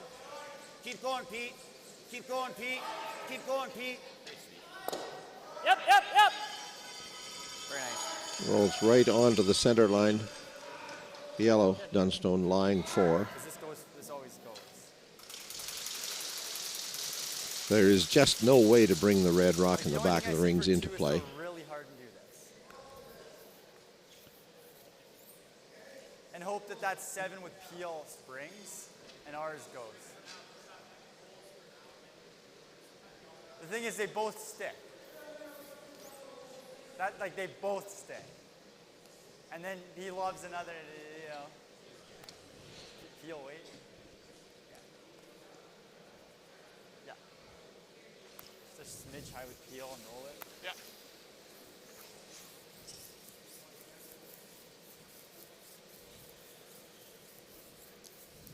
A lot. Peel. Like we need to roll this to the corner, but kill at least 2, right? Yeah. Or move them from the center. So peel and then just try to roll that over. Job 1 is to make use of the corner guard. They'll worry about how many Yellowstones are still left in the rings afterward.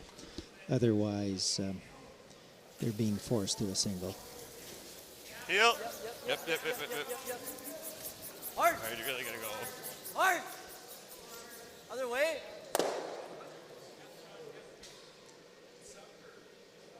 Does roll over. There's the yellow guard. That's perfectly under the yellow guard. Second shot. Do you think he can? I mean, it's there for 2. Misses it, it's ball game.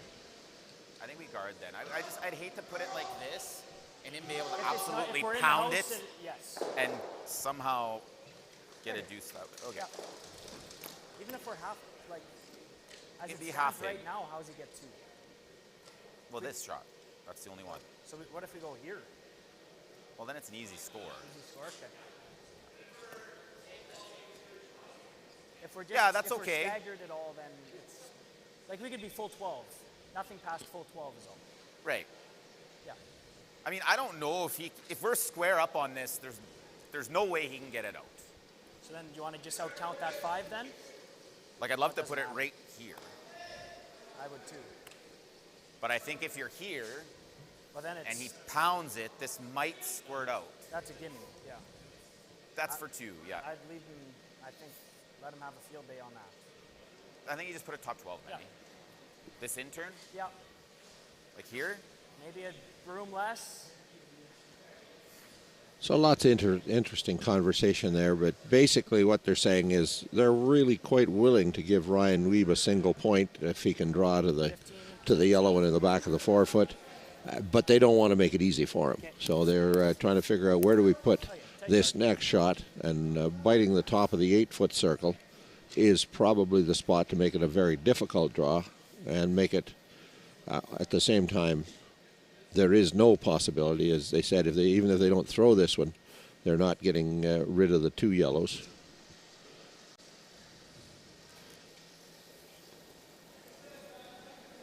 The only get out of jail card for the WIEBE team is if somehow this rock over curls or under curls. Line's good.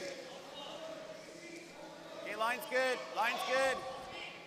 Even with the amount of curl in the ice, if they bite the 8-foot, You can push the house here. WIEBE will have no access to the curl button. a bit. Little bit peak. Little bit peak. Whoa. So he has drawn to bite the button, almost perfectly lined up. There is just no way. And now the corner guards are stymieing Ryan WIEBE's access to the side of the button. You heard Ryan say to Ty DeLillo, we don't really have a shot. There's nothing for 1. Except for maybe this.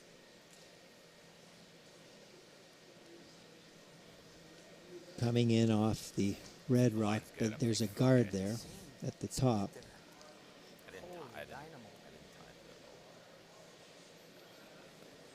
Guessing it's. Well, Pete had a 15-9 there. Yeah. With the fast rock. Driving the top guard that isn't in the image in was what BJ Neufeld was worried about, but I think so. the angles aren't right. I mean, if you threw the most heinous of weight, slashed it this way, So maybe it the squeezes idea out. is a Remember, the bullet striking bands are so. and anywhere try this way, to I don't know, hope it doesn't- somehow I don't that think the it moves momentum very will well. scatter.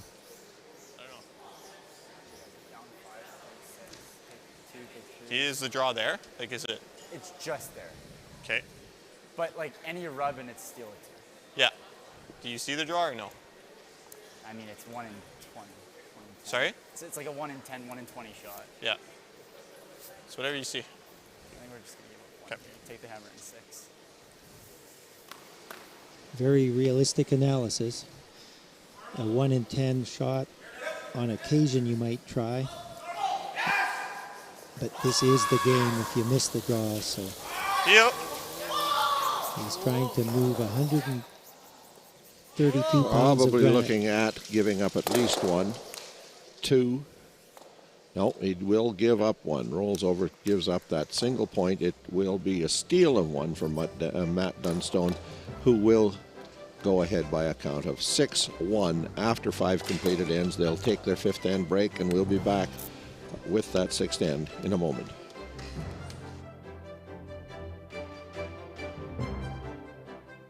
You can support your curling club or the curling club in your community by buying tickets now in Curl Manitoba's online 50/50. After you win the big prize in the March 31st draw, 100% of the proceeds will be dispersed to the curling clubs of Manitoba for their use as needed. All you have to do is be sure to click the button to assign your ticket purchase to the curling club you wish to support. To purchase your curling club's 50/50 tickets, go online to fundingchange.ca/Curl Manitoba or scan the QR code on your screen now. It means coming together, helping one another, being there, showing support. That's community. Getting together with your chums you want to curl with. It's important to volunteer, help out as much as we can. I love curling. I love curling. RME, proud sponsor of Curl Manitoba and the Scotties Women's Provincials. With 10 locations in Manitoba, RME is your preferred Case IH equipment dealer. RME, right by you. Curl Manitoba is proudly sponsored by Manitoba Pork, locally grown, globally preferred. Why not? Just watch. Why not? Keep scrolling, I slide. Why not? As a broadcaster and Hall of Fame football player, I'm constantly in the lab of life. For 15 years, my friends at Knott Auto Corp have been pioneers as well. Why not? Introducing Winnipeg Car Lab, custom car wraps, graphics, and auto services. Winnipeg, why not get in the lab? Curling in the small town part of Manitoba is really big in the winter. It's something for the community to do, and it really brings the community together. We can hold annual events like our Bonspiels and our weekly nights. It's really something to do for everyone in the community. You can do it from any age. Where can you find handmade delicious pizza, classic burgers, scrumptious salads, and the finest Manitoba-sourced pressure-cooked fried chicken? From small towns to big cities with 38 locations, Chicken Chef is comfort food you can count on. We're your made in Manitoba chicken choice, and pizza choice, and salad choice, and so much more. Chicken Chef, bring your appetite. We'll take care of the rest.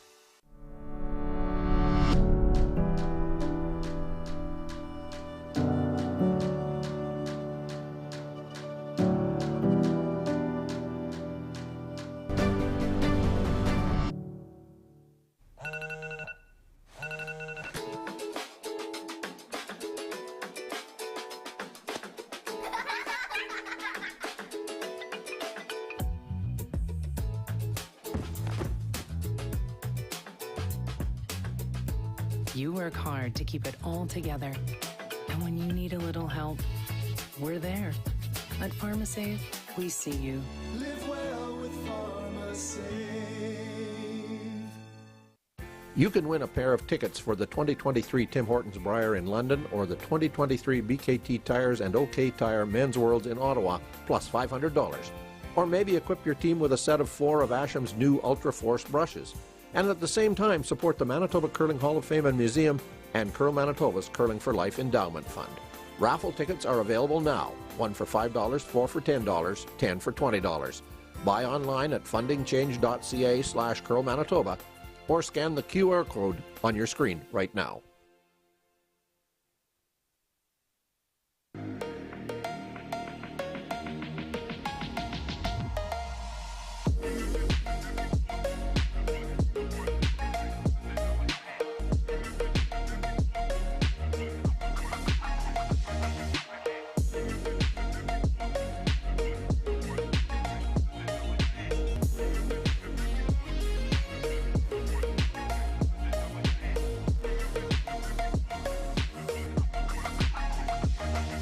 You can get your tickets now for the Progressive 50-50 in support of the Neepawa Curling Club and the Yellowhead Center by scanning the QR code on your screen now. The final draw will be February 12th at 3:45.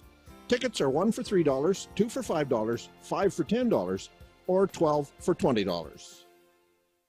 At McMunn & Yates, we've always believed that good neighbors make for better communities. McMunn & Yates has everything you need for your next project, right at your fingertips. And McMunnandYates.com will always be there, ready to help.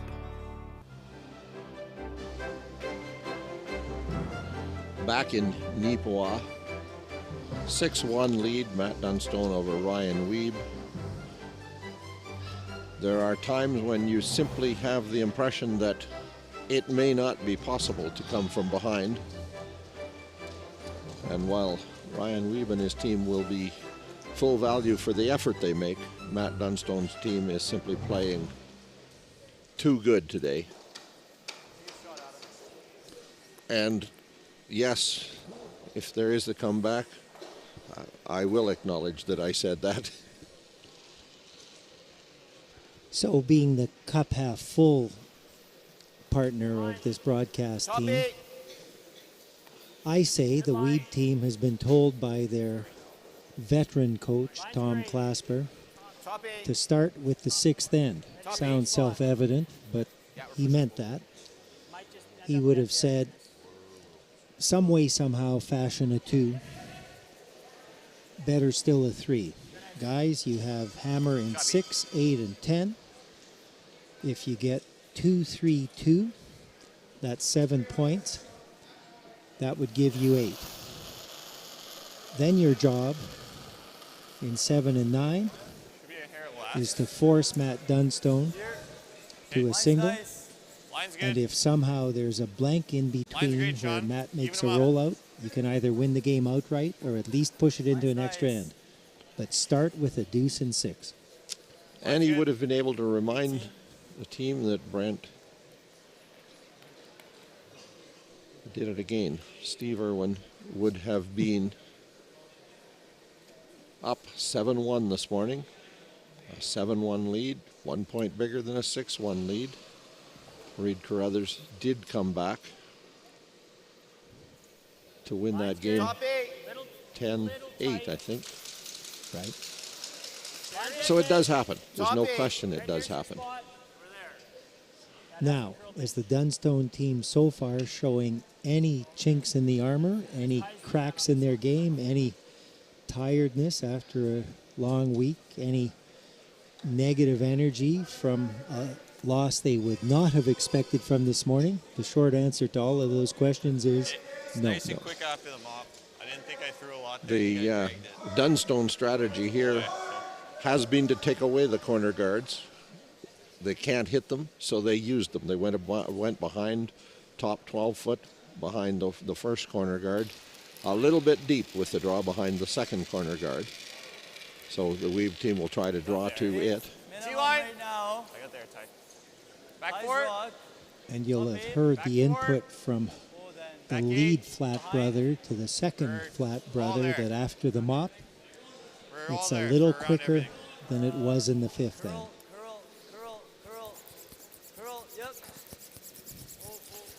Advice that didn't resonate completely because he does slide deep into the 12-foot yellow Dunstone, lies 3. Either that or because brothers never accept advice from each other. But that's the difference. As if we needed any further evidence of it, of the effect of a heavy mop between the 5th and 6th end has on the run speed of the rocks. Now that it's legal, peel off the first of the corner guards. And this is going to be fun, but I'll take some times on these peel shots, and we're going to be down in the 5-second range.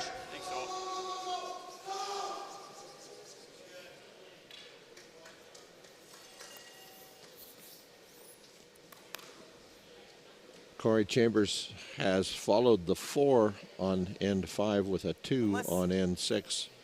Now like leads Steve Irwin 7-4. Okay.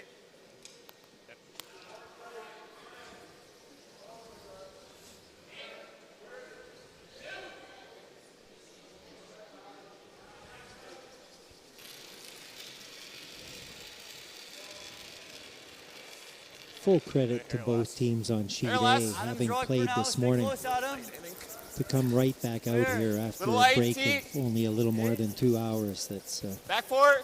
That takes a lot of energy, emotional and back physical. Back 4, back 8. Hard curl, hard tie. Line's great, hard curl, hard. All right, get back there. Oh. Shot, Sean. Good shot. Almost poked out. Good shot. Well, they do have 2 red stones deep in the rings, both in the 12-foot circle. The problem is they're really not doing them any good, and it's hard to imagine how they could do any good, especially if BJ Neufeld follows that last stone down. Really hard line. Talk to me. Think you got room? To lie third Talk shot. to me. Hard line. Room if we're here. Clean it. Yep. Hard line. This looks really good. Gotta go right all the way to it now. Stay high. Very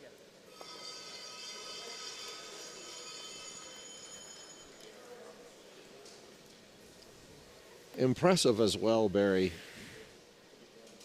Leading 6-1, it's easy, it could be easy to relax a little bit. This Dunstone team has not lost focus whatsoever.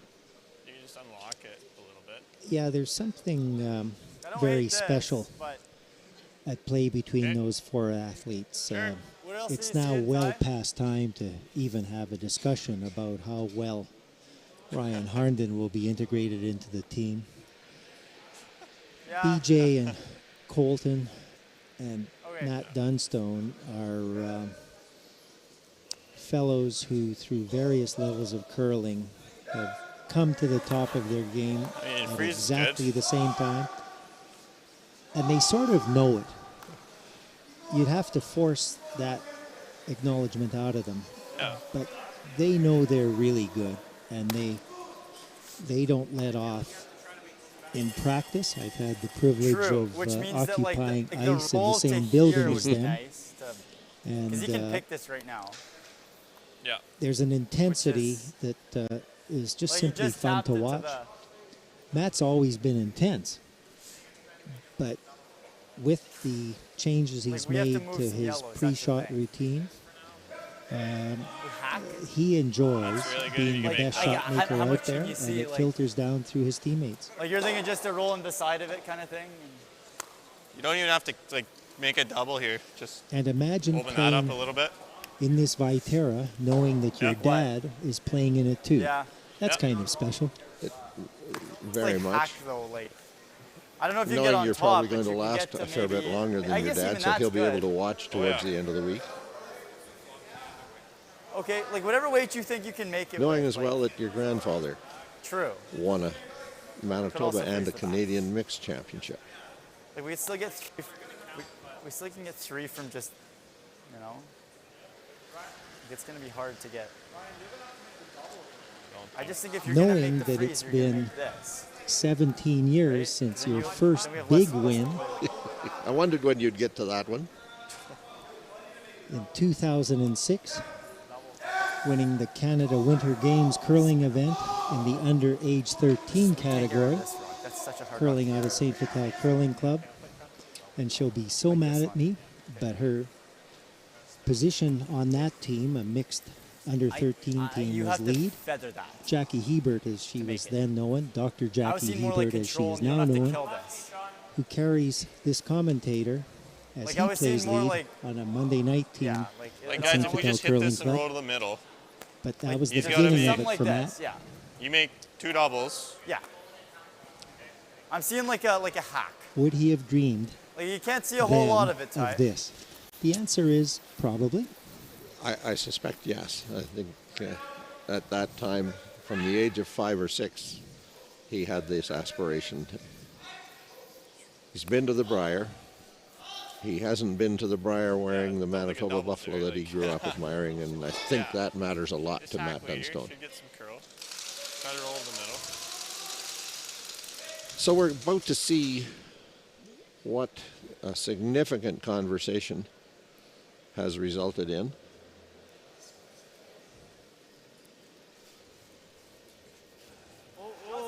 Clean. I got hack. Yellow, Dunstone, lies 4. Not the first time we've said that today. Curl. Hard. Trying to chip it out. Hard. Whoa, straight, roll it. Going to get corner, roll, hope to roll to the face of that rock on the button. Did not, and does leave by Dunstone the opportunity just for a nose hit by BJ Neufeld. Roll it, a rock is good. Control. BJ then is going to try to get a full rock width roll to position the yellows more or less the way they were in the last end and continue to apply the pressure to Team Wiebe. Hard.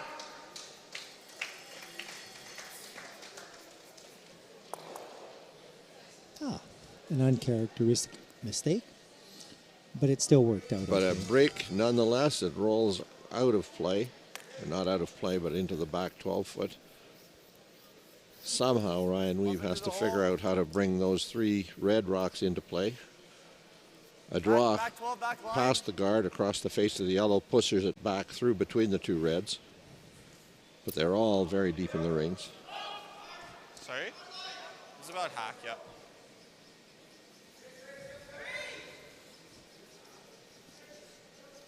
He can get across the face with perfect weight.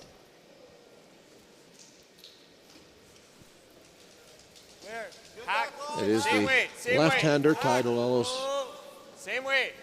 out turn past the guard to the face of the yellow, Same trying to weight. push it out the back. Sean. Hard, Sean. Hard.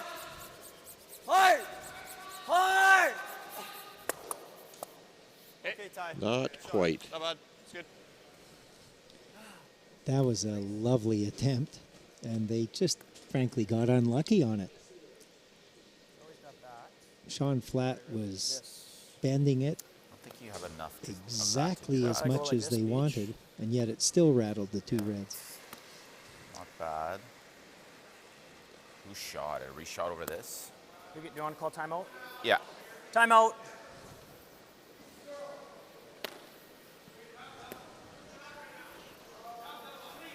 What if I just hack this and roll here and just stuff it here? Well, with four red stones in the rings, none well positioned, but certainly still in existence. Yeah, the hack waiter's a pretty miss good. What if I just nose can this? end up costing Matt Dunstone big, Well, so knows he that has, he's with doing his team, something elected like, to or take the he's doing timeout. this, and that's They $4 do see one. that cross-house double from on the two yellows to bring 5 reds into play. Right. What if I just make this for now? There's always a I think those are nervousness options. I think it's either given this. the ability to play angles Well, and to right make here is probably ideal. Yeah. hits and Or we rolls play and this. doubles and even triples. With having that many opposition stones scattered that far apart from each other, it brings This gets rid of 2, and then we're. 3's in play, but No, well, I wouldn't hate giving up 3 right now. you want to just make this? I'm always going to have a freeze in here. they're thinking Okay. ultimate downside, and they're worried Yeah, if he about gets that, you're gonna have a double. Make that? the idea of a 3 being in play, and they I'm into that. What turn do we want to throw? You want this? the only way to prevent it is to take to the offense again, which has been working well for them so far, and position Matt's rock to come in a place and in a way that won't allow Ryan Wiebe to get at it.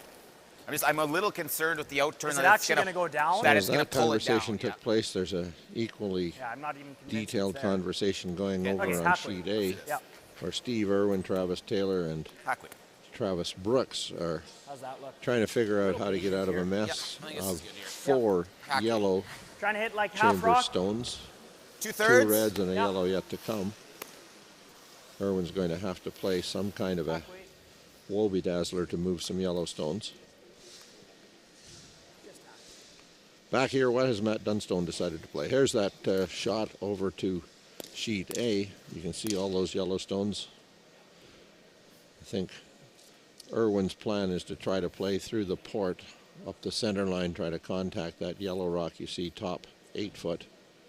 And on our sheet, Matt Dunstone is playing his in-turn hack weight to try to click the red rock out and roll back toward the 4-foot circle. Whoa. Whoa. Pete. Hard, Pete. Hard, Pete. Keep going. Irwin rubbed Keep the going, guard. Pete. Hard, hard, hard, hard, hard, hard, hard, hard, hard. All you got.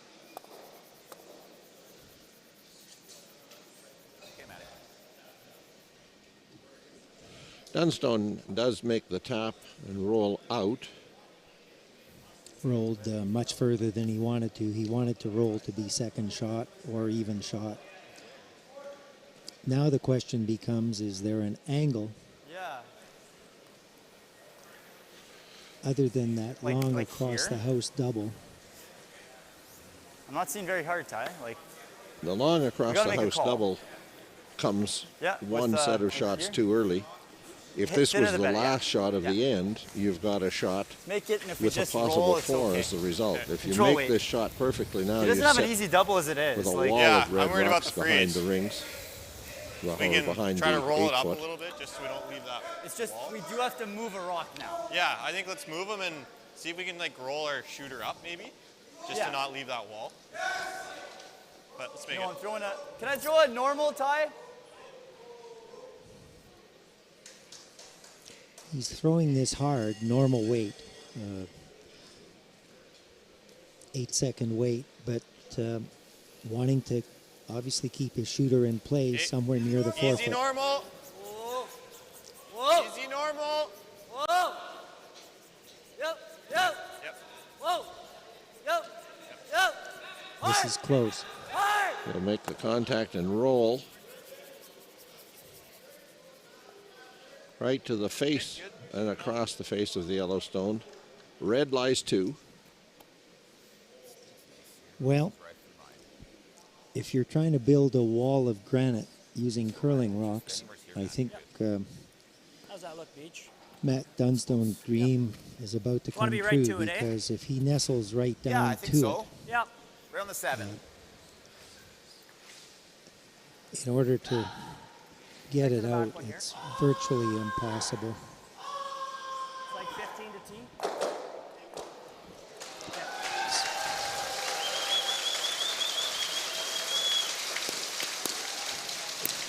While we were so distracted by Barry Gorlick's attempt to draw a circle, we had our head down when Steve Irwin let fly a run back on one of his own stones. By the time the rocks had stopped rolling, all of the yellows had left the rings, and there were, I believe, 3 red counters to tie the game after 7. If that is the case, that is a huge boost for a team to be in that much trouble and to have their skip bail them out. So we'll see when it goes on the scoreboard. Meantime, Matt Dunstone wants to be Clean if you can. a draw to the back 8 foot, cornered on the red shot Real. stone Line's good. under the guard. Clean. Yep. Clean up.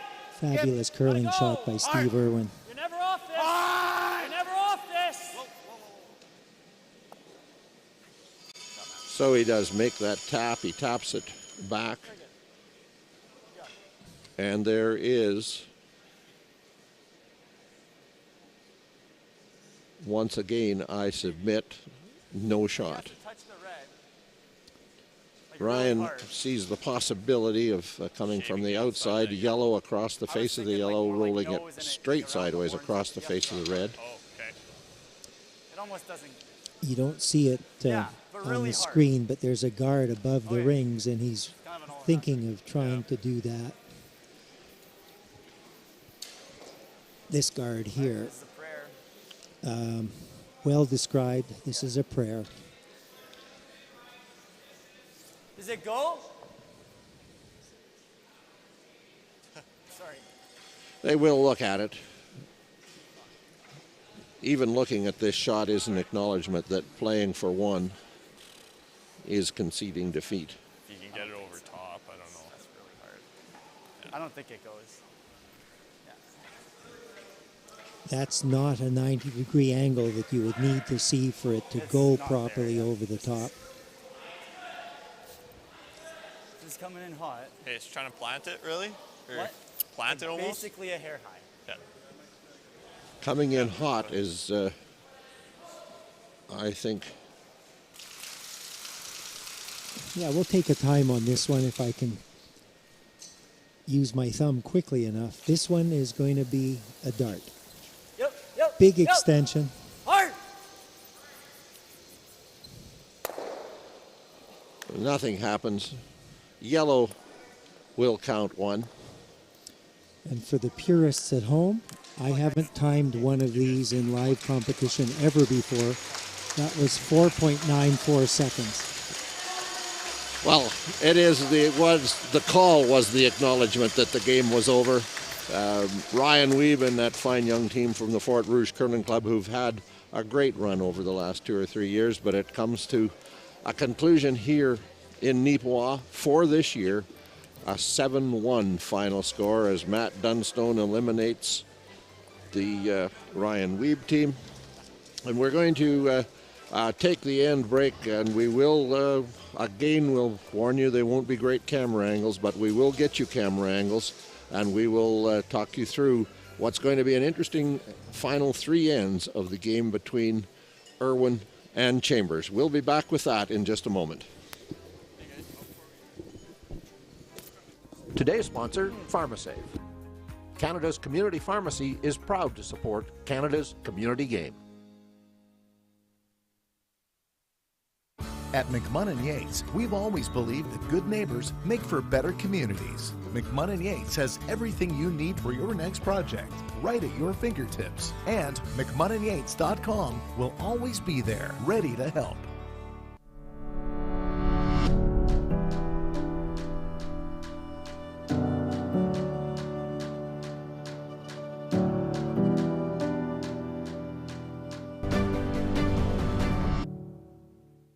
You can support your curling club or the curling club in your community by buying tickets now in Curl Manitoba's online 50/50. After you win the big prize in the March 31st draw, 100% of the proceeds will be dispersed to the curling clubs of Manitoba for their use as needed. All you have to do is be sure to click the button to assign your ticket purchase to the curling club you wish to support. To purchase your curling club's 50/50 tickets, go online to fundingchange.ca/Curl Manitoba or scan the QR code on your screen now.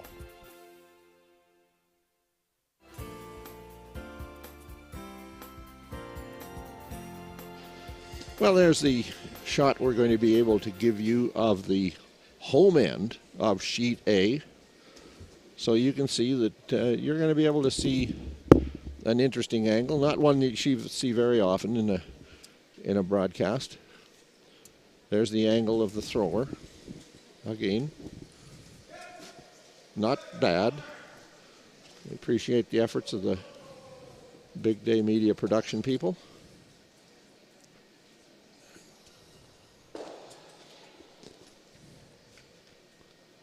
Well, just to bring you right up to speed, the yellow stones are the Corey Chambers stones.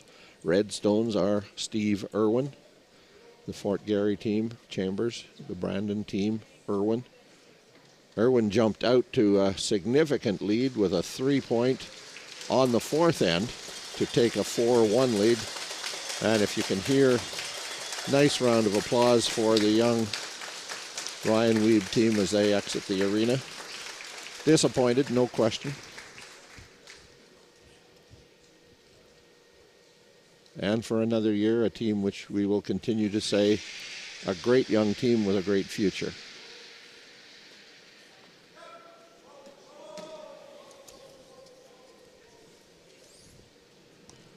They're well coached. They work really hard. They're passionate about the game. Russ Howard, in his book Hurry Hard, said he remembers every one of the 26 important losses he experienced on the way to the top of the world, far more clearly than any of the wins he had, and so they'll learn from this one. I, on the other hand, do not remember any of the 26 losses I had before Christmas of this season. Age thing. So in the hack is Daly Peters.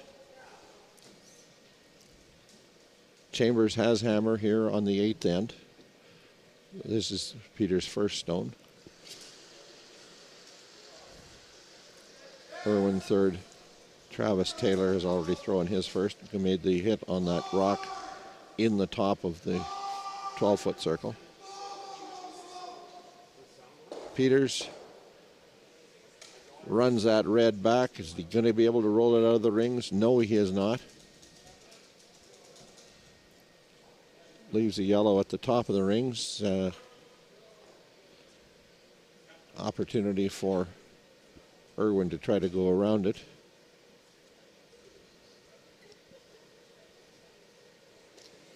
With the long guard out front just off the center line, it appears. For our viewers, we are 3 sheets to the over. wind. So we're used to being right behind the hack, but from our perspective, it looks as if those 2 guards, including the one in the 12-foot, are actually in perfect position to protect an Irwin stone. I will correct the enthusiastic proclamation I made after the shot. Irwin came away only with a deuce. Trails 7-6. Chambers with last rock. Red rock partially behind, but Daly Peters will throw the outturn hit. Looks like a run back. Run yellow onto red, maybe onto double red. Just misses it. hangs for a bite over in the corner, a biter that could come into play later. Irwin probably be, I was going to say all out for a steal, but in fact cautiously out for a steal in that he is going to play a hit on that biter. He doesn't want it to stay around. If he can hit that biter and roll behind the center line guard, he can bring a force into play at least. He doesn't mind his position right now at all. A force in the 8th end would be a win for him. Down 2 with 2 ends to play. Given the challenges he's faced throughout the day so far today, he'll be pretty comfortable with that. They'll go all out in the 9th end. And if that doesn't work out, they'll go all out in the 10th end.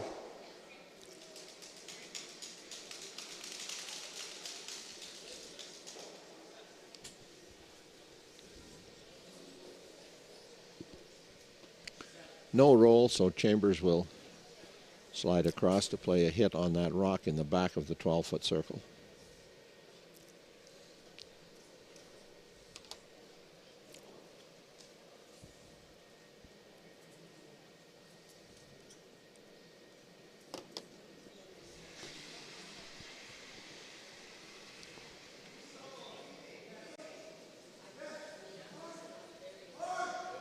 In-turn hit, wide side of the ice.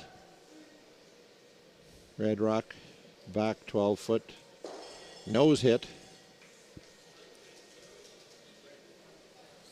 Irwin will try to hit and roll to the center line, but easy to project this end runs through to a blank.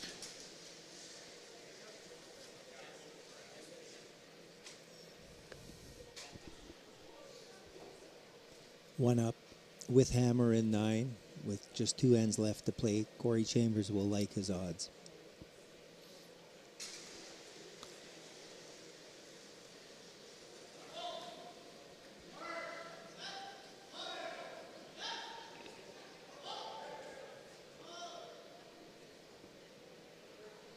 Irwin follows Chambers, in fact makes the same nose hit. 2 stones to come, 1 stone to come. Chambers' last rock of the end. He'll be looking at hit and roll out.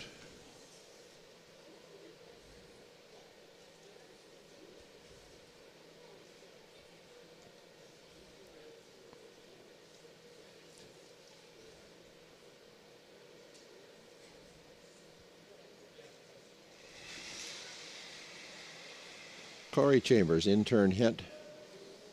Last stone of the 8th end. Irwin, Chambers. Hits and rolls out. Blanked, and Chambers leads 7-6 over Irwin of Brandon after 8 completed ends, and we will come back with their 9th end in just a moment. Today's sponsor, Sunrise Credit Union. Building a brighter future together. RME, proud sponsor of Curl Manitoba and the Scotties Women's Provincials. With 10 locations in Manitoba, RME is your preferred Case IH equipment dealer. RME, right by you.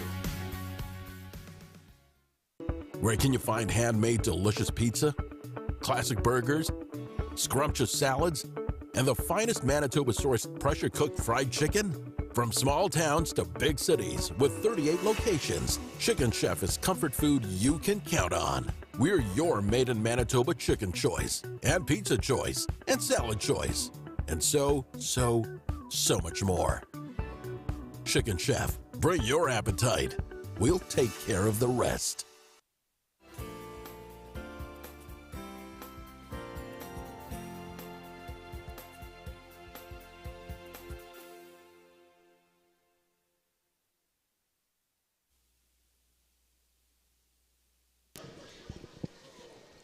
Back in the arena, Neepawa Yellowhead Center, 2023 Viterra Championship. We started on the ice with Ryan WIEBE and Matt Dunstone. Matt Dunstone and his team simply on fire today. They end the game in short order, a 7-1 victory. So we've flipped over. Our camera angle is not pristine by any means, but let's just call it a really interesting angle, and we can tell you what's going on. You can see it as well. Irwin scored 3 on the 4th end to take a 4-1 lead, gave back 4 on the 5th end to fall behind by 1. Teams traded deuces.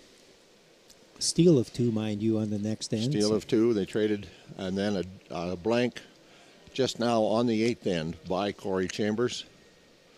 Irwin throws first, puts up the center guard tight. Follows it with another guard, not quite to the center line. Chambers is having none of it. He immediately went on the offense and put his first lead stone in behind the Irwin guard. And now he's about to clutter up the 4-foot even more with Brendan Balaka's second stone.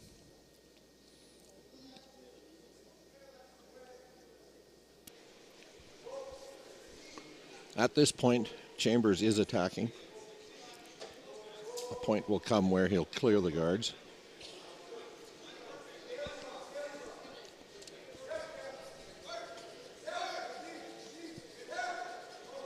Julian Leduc, Daley Peters are the sweepers.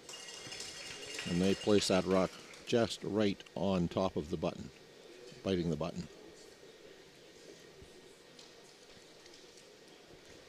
Irwin will follow.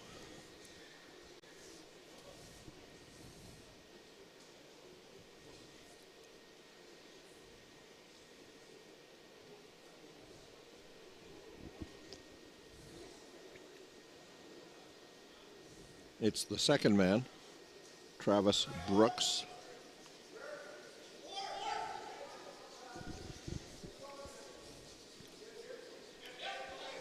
Brooks is the son of former Curl Manitoba President Dale Brooks from Hamiota. Dale has been one of the volunteer commentators here this week.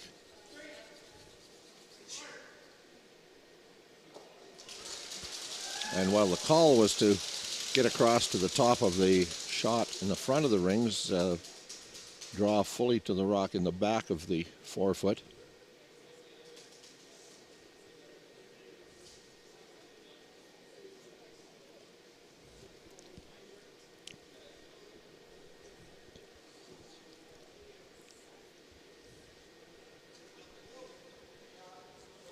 A little bit of slide path management by the Ice Tech crew. Putting a little bit of pebble just ahead of the hack behind the back tee line at the offensive end. Probably as a result of realizing that the pebble's been worn down and is affecting the slide of the athletes.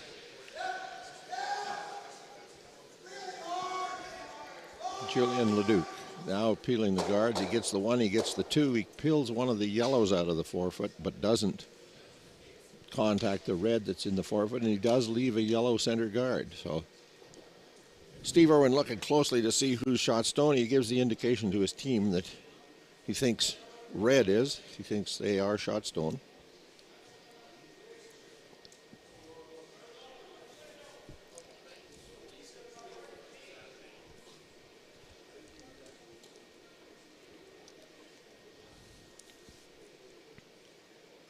So if Irwin is in fact laying one, Corey Chambers will shift into a completely different strategy. He has to clear up the 2 guards. Where Irwin is now positioned to really go all out for the steal with the last of his second stones.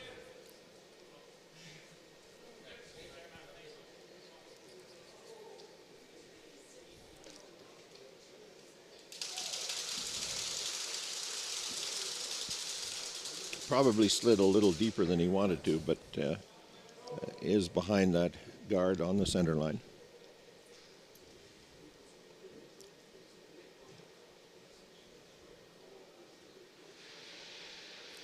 Calling the run back with the out turn. And it's Julian Leduc.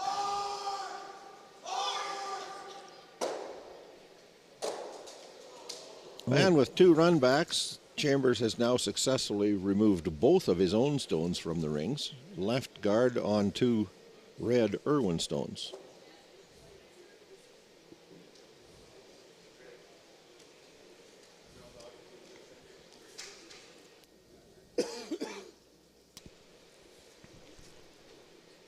Just before sliding down the ice, the Chambers third, Daly Peters, took a good look at the positioning of those 2 stones in the forefoot because he knows he's going to have 2 attempts to get at them. The left-hander, the third, Travis Taylor, coming at this with his in-turn. He wants to get inside the yellow guard to the center line. More run-back protection, but probably has over-curled to leave Chambers an open shot at a hit, probably double kill.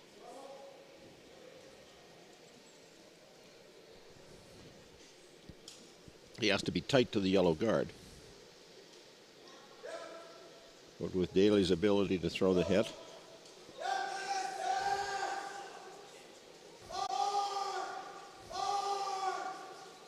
he does come by and just touches that red guard without really moving it very far. You wouldn't have guessed he would touch that one. You might have guessed he would touch the yellow one, but if he got by the yellow, you wouldn't have guessed he'd get the red one. But now an opportunity for Travis Taylor with his second to seal it up.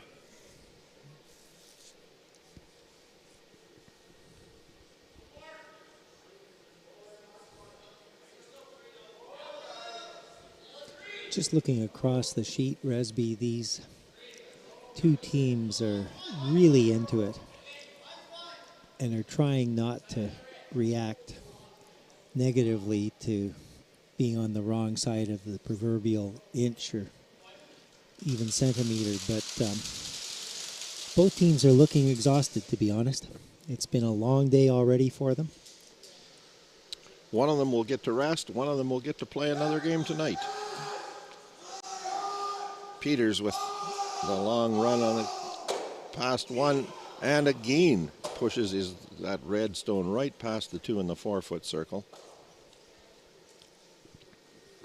This is a playoff round elimination game, as was our previous. Dunstone eliminating Ryan WIEBE.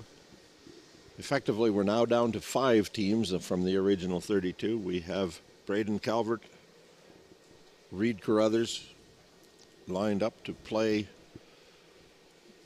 on the top side of the Page playoff draw this evening. Matt Dunstone is moved into the bottom side of the Page playoff draw. And the winner here will play Dunstone. 6 o'clock this evening.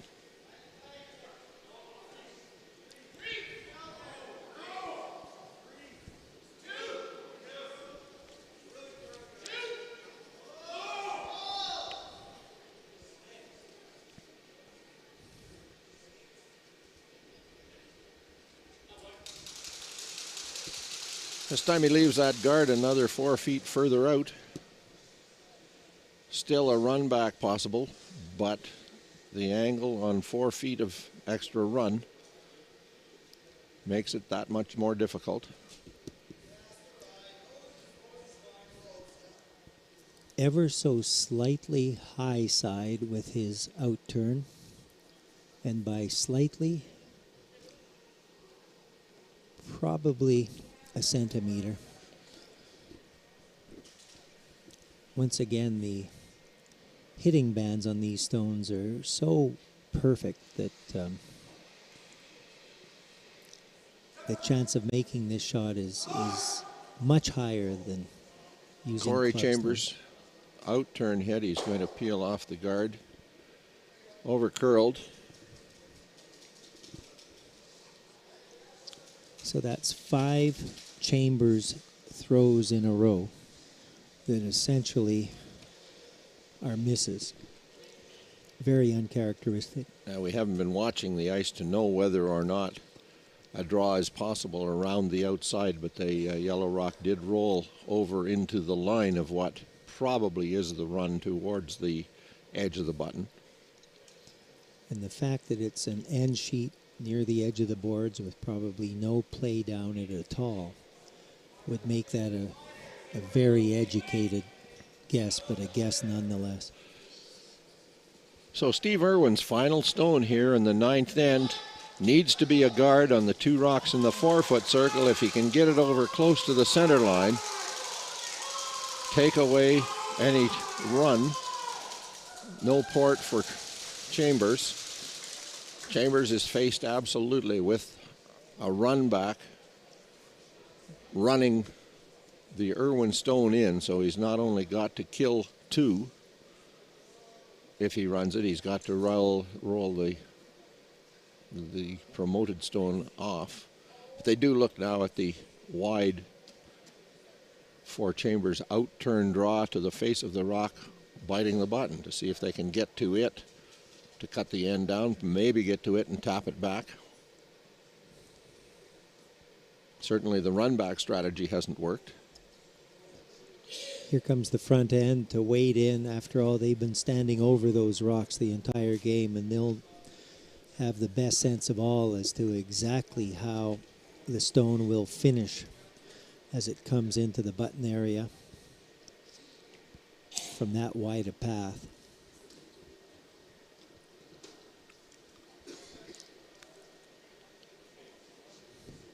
And they didn't like it, so it's one more run back.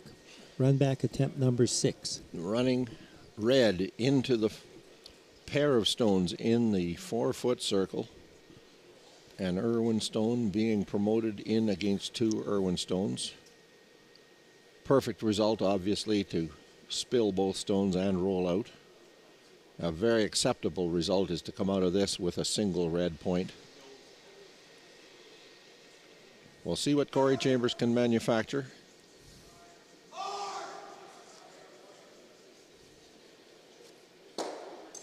Again, over curls and does leave that pair of Irwin stones, a steal of 2, to give Steve Irwin and his Brandon team an 8-7 lead, playing the home end. Corey Chambers with last rock. We will have the home end of this game in just a moment from Neepawa. Thank you for joining us for this Manitoba Championship draw, brought to you by Seagram's VO. Masterfully blended, distinctly Canadian. You can win a pair of tickets for the 2023 Tim Hortons Brier in London or the 2023 BKT Tires and OK Tire Men's Worlds in Ottawa, plus $500. Or maybe equip your team with a set of 4 of Asham's new Ultra Force brushes. And at the same time, support the Manitoba Curling Hall of Fame and Museum and Curl Manitoba's Curling for Life Endowment Fund. Raffle tickets are available now. 1 for $5, 4 for $10, 10 for $20. Buy online at fundingchange.ca/Curl Manitoba or scan the QR code on your screen right now.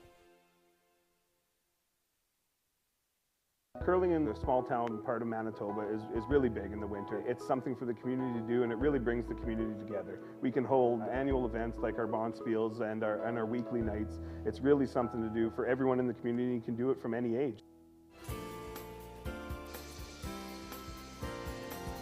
Back into the Neepawa Yellowhead Center. 2023 Manitoba Curling Championship, Viterra Championship. Steve Irwin has just stolen a deuce to go up 8-7, playing the 10th end of the elimination game against Corey Chambers of Fort Garry. Irwin goes into the top of the rings with his first shot. Chambers plays corner guard, probably leaves it, fair to say, a little too far out.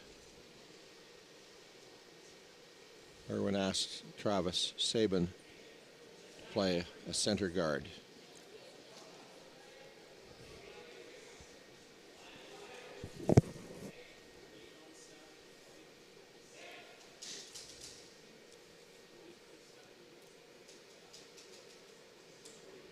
Red rock on the center line in the 12-foot circle. Red guard parallel to the McMunn and Yates logo on the sheet over, so we know it's in the position the teams have been playing for. Chambers opting for double corner guards. trying to build a second point somewhere in the 8 foot to 12 foot of the intern side.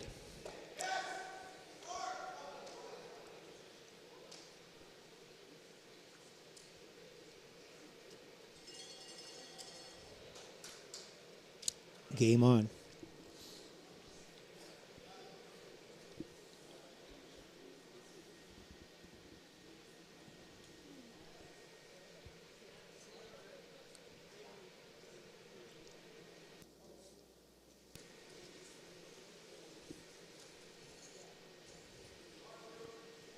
Travis Brooks.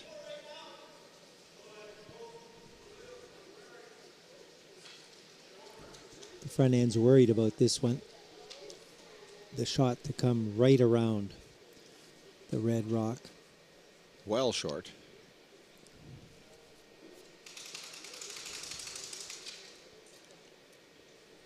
So Chambers has got something to work with both at the wings and in the center. He'll use the pair of yellow guards first, his own 2 corner guards.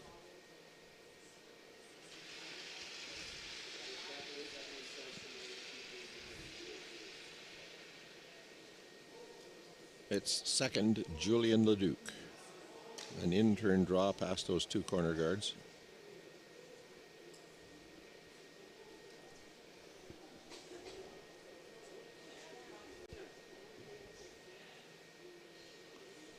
He'll slide deep. Not quite out of the rings, but certainly the red stone on the center line behind the 2 center guards counts it out at this moment in time, and Irwin is going to go around again with Travis Brooks. Just a little lack of concentration. Deep in a long game, and as I've already mentioned, what is already a long day. Travis Brooks, having learned from his first one, you wouldn't expect him to be light on this one. This one, though, is traveling a completely different path on fresh ice.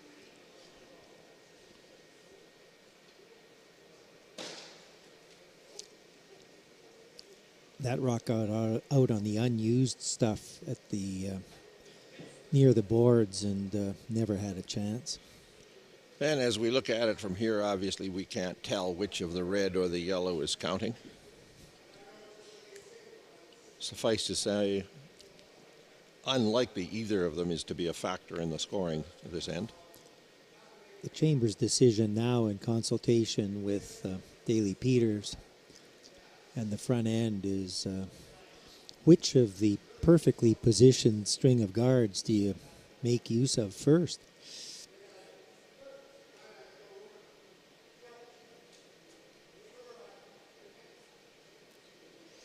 Interestingly, he elects to run the center guard. So he's trying to bring that biter at the back of the rings into play by removing the red rock in the top of the rings. Julian Leduc with the in-turn on it.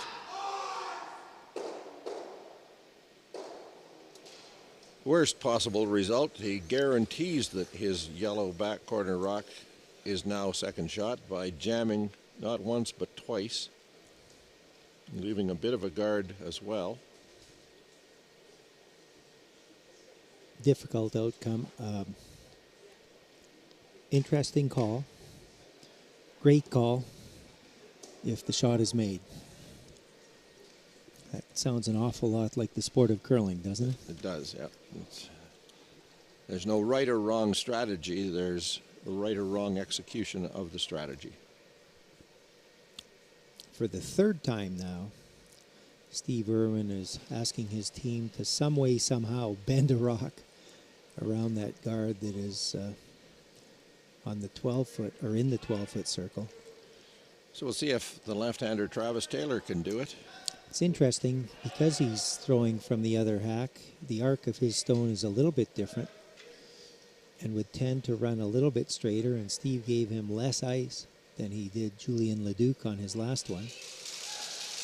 And our perspective isn't great, but it looks as if that came close to being buried. Although Corey Chambers is tapping inside of it, so it's not buried. Chambers is not yet ready to shift gears to where he's trying to score a single point. He's still trying to manufacture a deuce. He will no doubt have to change gears if forced to momentarily. Daly Peters trying to get across the face of the Travis Taylor stone on the tee line. Julian Leduc on the sweep trying to move it inside the red rock.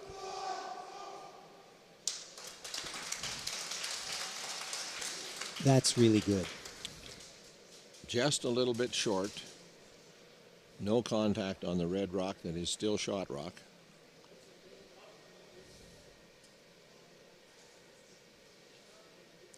And Team Irwin is going to assemble at the home end. The beauty of that stone is that Steve Irwin can't remove it. And if he makes a play on it, runs the risk of positioning it even better than it is.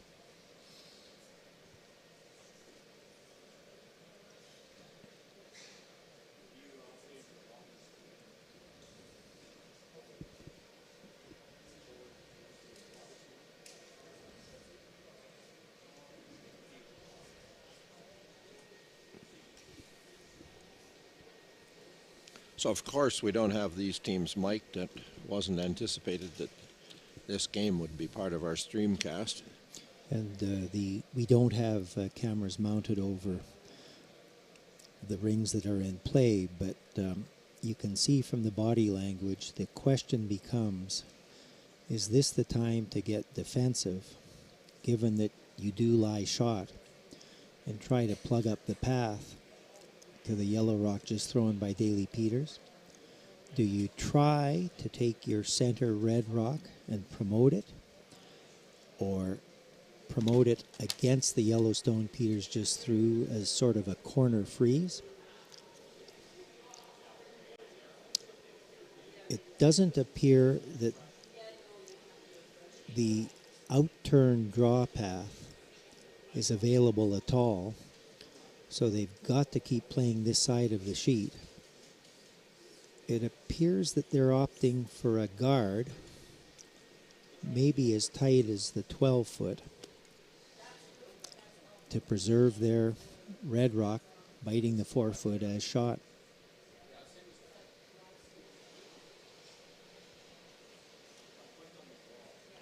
Well, we will see in just a moment as Travis Taylor slides his final stone of this 10th end down the ice.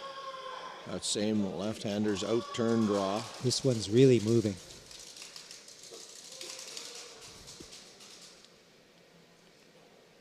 Does maybe get a little fortunate in getting a rub on that red guard and rolling out to cover that path.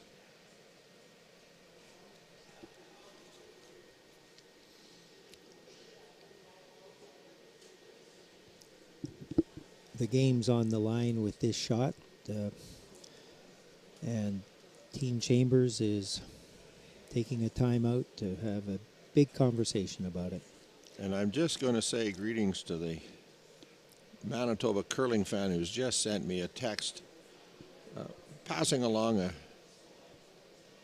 nice compliment, suggesting we're getting along okay in this rather strange scenario of working on sheet A from way across the arena, but also letting us know that he is in Mexico and he is, at this moment in time, ignoring the 28-degree heat and the sun in order to watch the broadcast.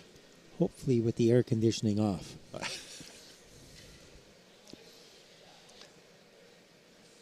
So we thank everyone who's tuned in, and we legitimately can say worldwide, to watch this Curl Manitoba YouTube streamcast. Irwin lies one. Peters with the in-turn hit. Past the guard. Yellow onto red.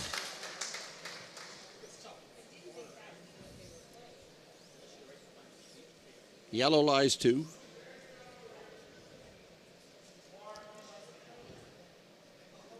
That's the first time in several ends that Daly has been pleased with an outcome from one of his shots. He's had a frustrating afternoon, but that was a pistol. Just a little bit less weight on that rock than he was using on the earlier ends.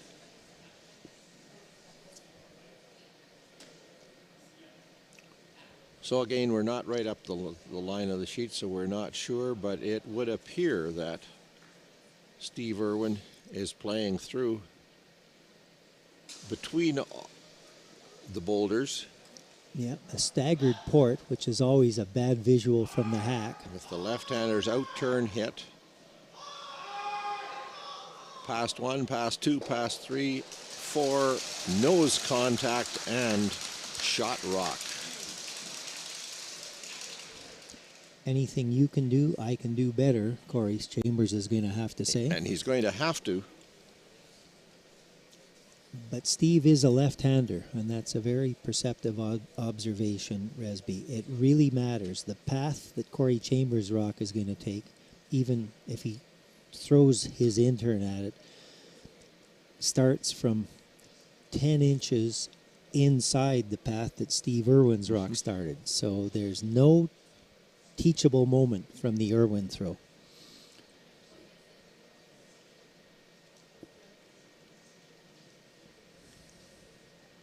So it's a fairly simple matter for Corey Chambers and Daly Peters. Put the broom in the middle of the rock and throw it through the hole. This will have some pace.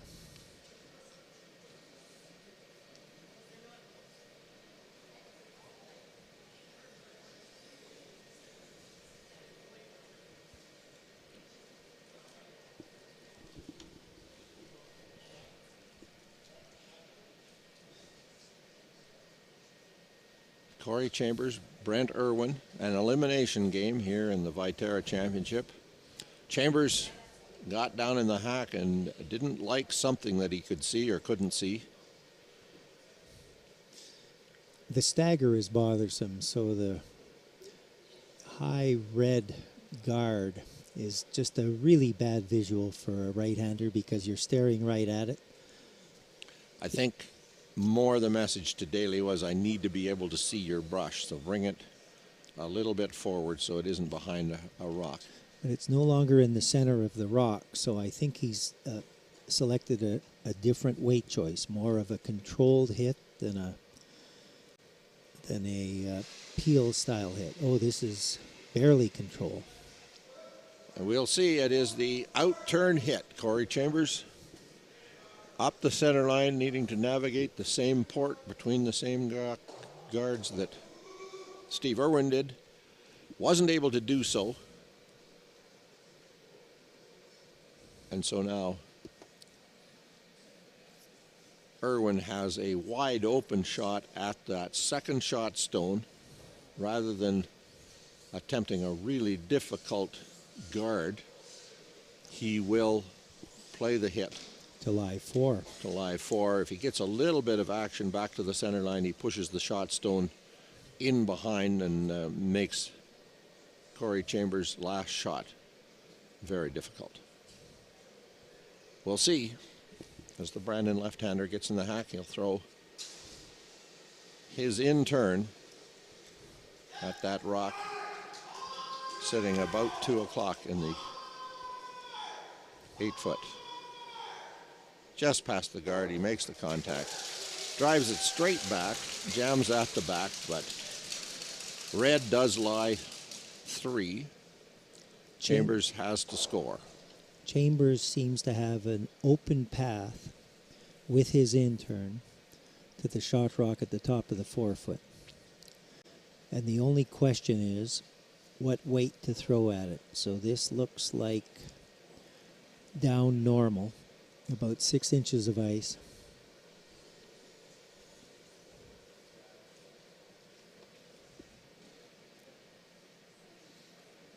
Oh, it may be more than 6 inches. Our perspective isn't very good. This may be more of a control hit, hoping Brendan Balaka can hold it straight if need be. Chambers trails by 1, faces 3 as he throws his last rock on the 10th end.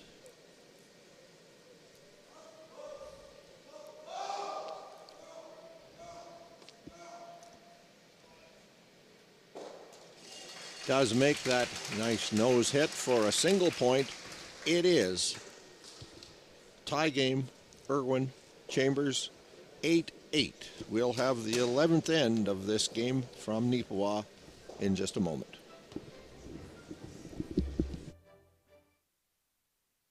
We hope you're enjoying this Manitoba Championship curling, brought to you by Seagram's 83, Manitoba's favorite Canadian whiskey. Where can you find handmade delicious pizza, classic burgers, scrumptious salads, and the finest Manitoba-sourced pressure-cooked fried chicken? From small towns to big cities with 38 locations, Chicken Chef is comfort food you can count on. We're your made-in-Manitoba chicken choice, and pizza choice, and salad choice, and so much more. Chicken Chef, bring your appetite. We'll take care of the rest. Eat. Meet. Stay. Canad Inn's destination centers are your home for hospitality, with 10 locations in Manitoba and 1 in North Dakota, featuring the finest in accommodations, food and beverage, entertainment, banquet and conference facilities, and so much more. For the best service and best value, your only stop is Canad Inns. Call today at 1-888-33-CANAD or visit us right now at canadinns.com.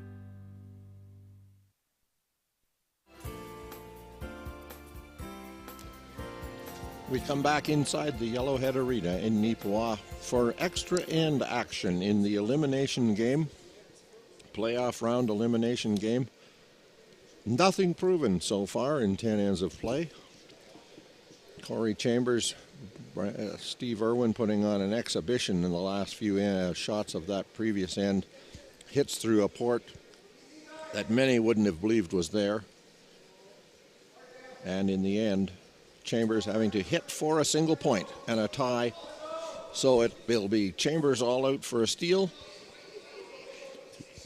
Irwin wanting to score with hammer in the 11th end.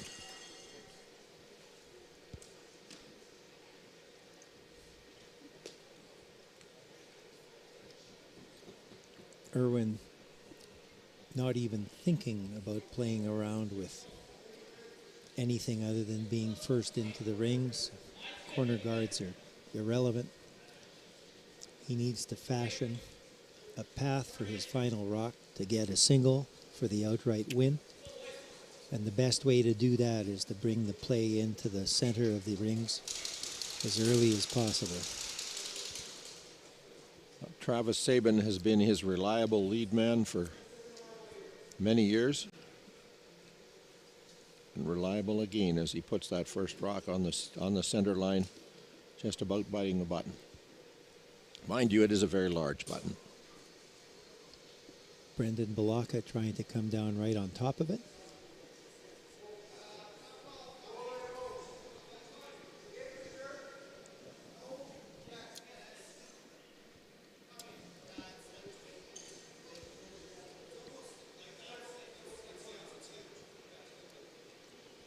He's just going to be that little bit heavy. He's going to rub the red roll open in the back of the 4-foot circle.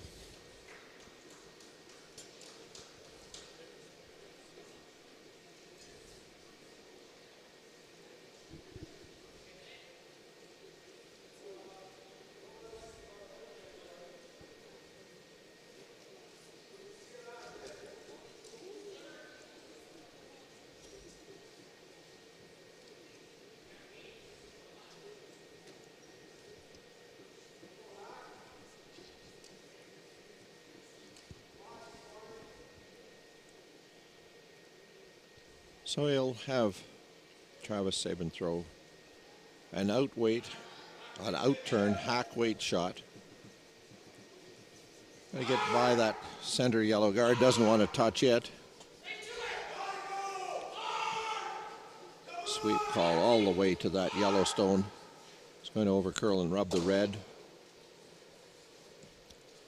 So here's an example of the pebble flattening just enough to add extra and unexpected movement to shots even thrown with hack weight.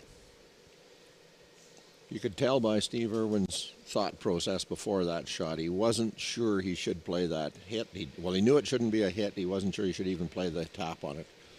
He was thinking seriously that he needed to draw to that top, and yet was worried by having too many rocks in play.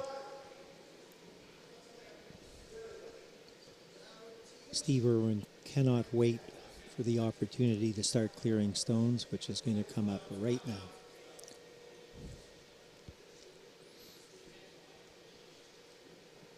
And again, the guard, or not the guard, it wasn't to be a guard, but it wasn't to be in the back of the forefoot either.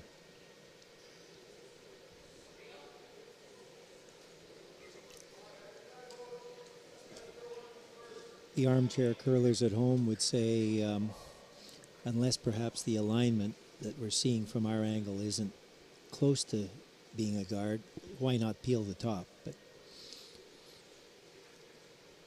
he must have an open shot on those two yellow ones. And he's worried about leaving too many yellow rocks in the forefoot circle. He'd rather be playing with only one in the forefoot once he gets past this guard. This is going to work out for him regardless.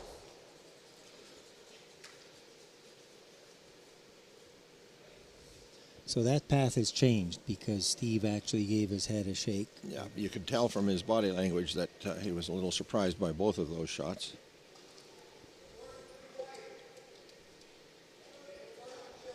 So Chambers obviously all out for the steal.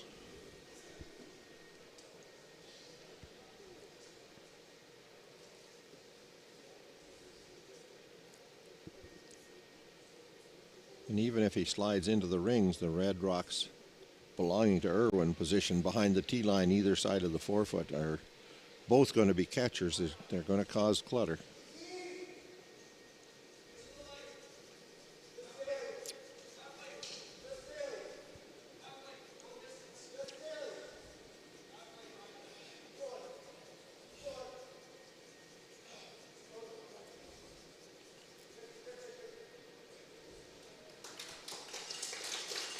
Julian Leduc's guard attempt is up the center line, probably too high, but Irwin now will have Travis Brooks remove it, hoping to get a double peel, remove them both.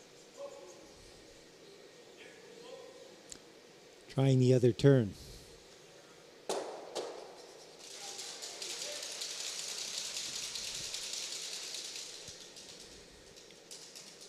No real change of positioning of the corner guard. Difference being that it now sits there as a red stone that can be run in desperation, where before it was a yellow.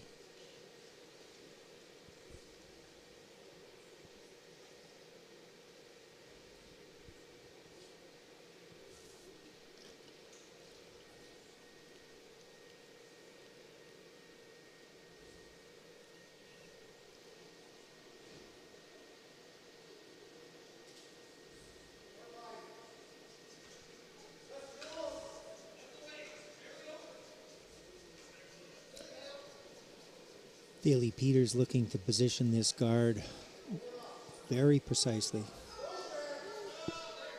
Oh, it's over curling and it's short. Well short. Has gotten to the center line. So now Travis Taylor, and again the left-handedness of the thrower comes into play here, Barry. Sure does. Playing past that high guard that was just left there by Daley Peters. So he can trust his in-turn to track right outside the center line. It will break later than an out-turn thrown by a right-hander.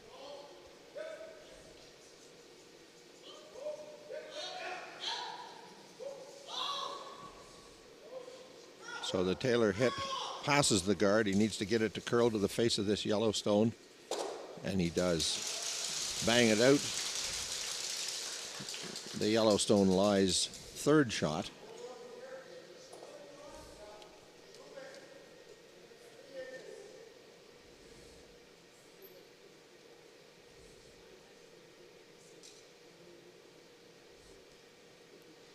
The problem for Irwin, though, all rocks are behind the tee line. Daly Peters being asked to lock one on to the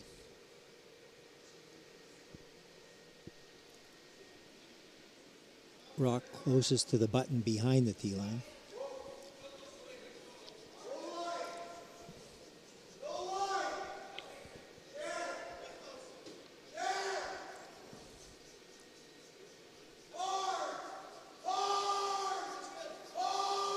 Last of the third stones here in this.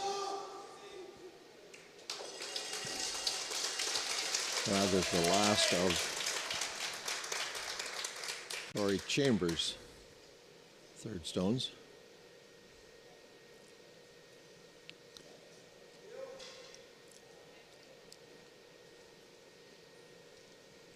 A sliver of the rock alongside Steve Irwin's broom must be visible, but it sure doesn't look attractive from here.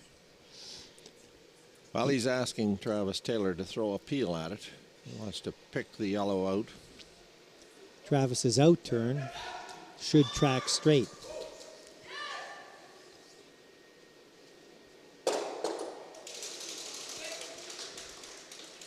Worst possible result, all of the reds disappear. Yellow rock stays in the 4 foot. The one red redeeming factor is the red stone hangs in the back of the 12 foot. So another timeout, the classic conundrum.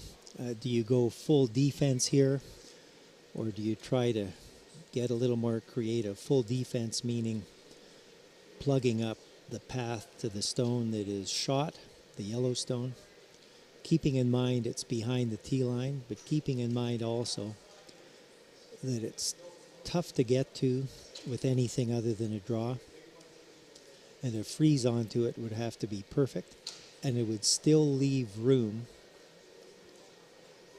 for Corey Chambers to get down to it with his next one. So skip rocks to come. It looks as if they're playing the freeze down to their stone. Chambers throwing the yellow stone, scored a single on the 10th. A hit through a port facing 3 to tie the game. And interestingly, this is the path that we are speculating is pretty burned up, with the rocks moving much more than they were earlier in the game. So Corey Chambers has called for 5 feet, nearly 5 feet of ice.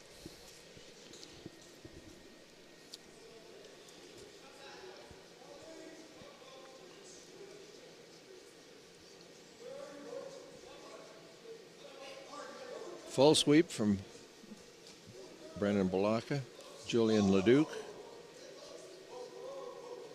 They are going to curl under the center line guard. Curl open on the other side in the 8-foot circle.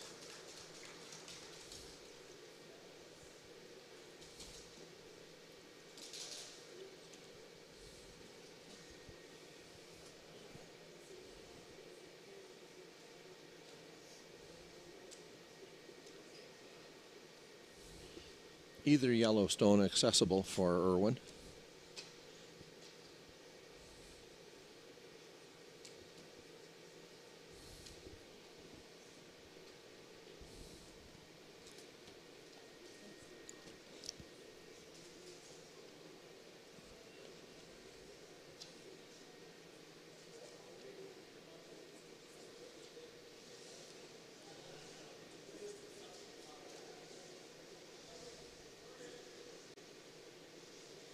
Would you ever peel the center guard, Resby? Interesting question. With the 2 yellows, not sure I would.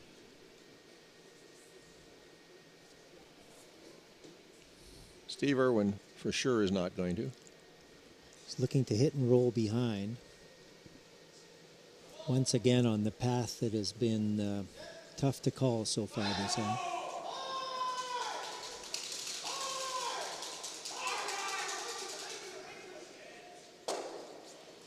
He does get the hit, the little roll under, sits right on the center line.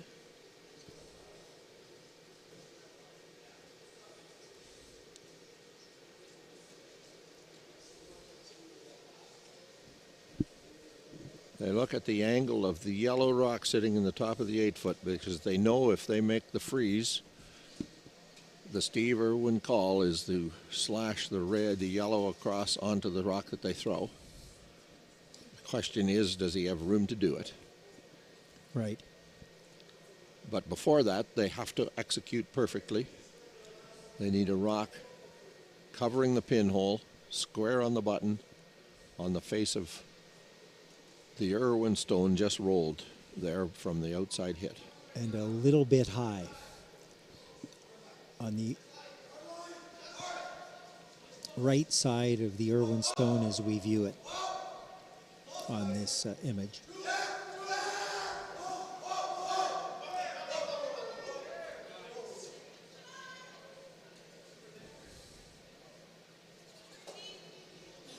They do get the tap. There is the clear indication that it is, in fact, a yellow counter. And the almost instant ice call brush on the side of the rock suggests that a nose hit wins the game for Steve Irwin. Nose hit, yellow pips out the red on the back of the button. Yellow slides away. And the only question is, what weight makes this rock track on the path that Steve Irwin expects? He'll throw the in-turn hit for the left-hander. Sweep to get it past that guard, let it curl to the nose of the Yellowstone.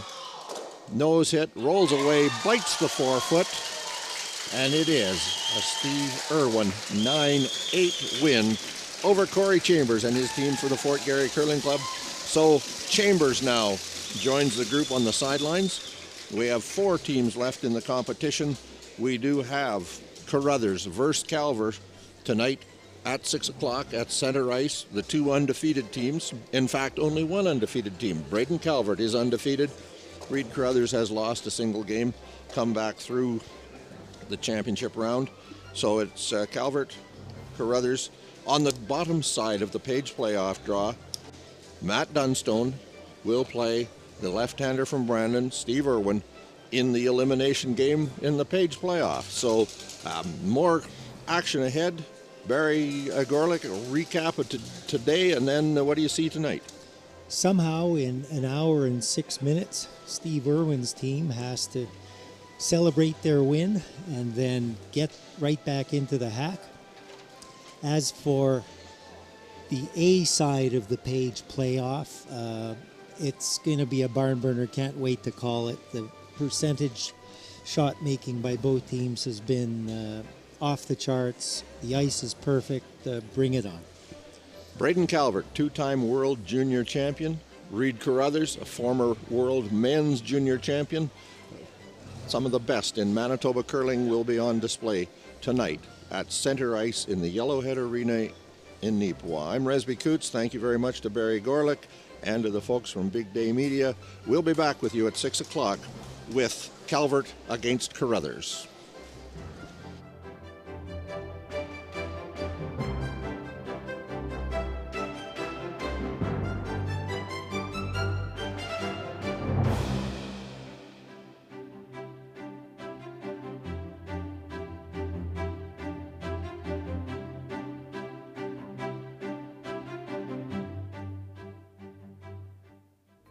Today's sponsor, Sunrise Credit Union. Building a brighter future together. RME, proud sponsor of Curl Manitoba and the Scotties Women's Provincials. With 10 locations in Manitoba, RME is your preferred Case IH equipment dealer. RME, right by you.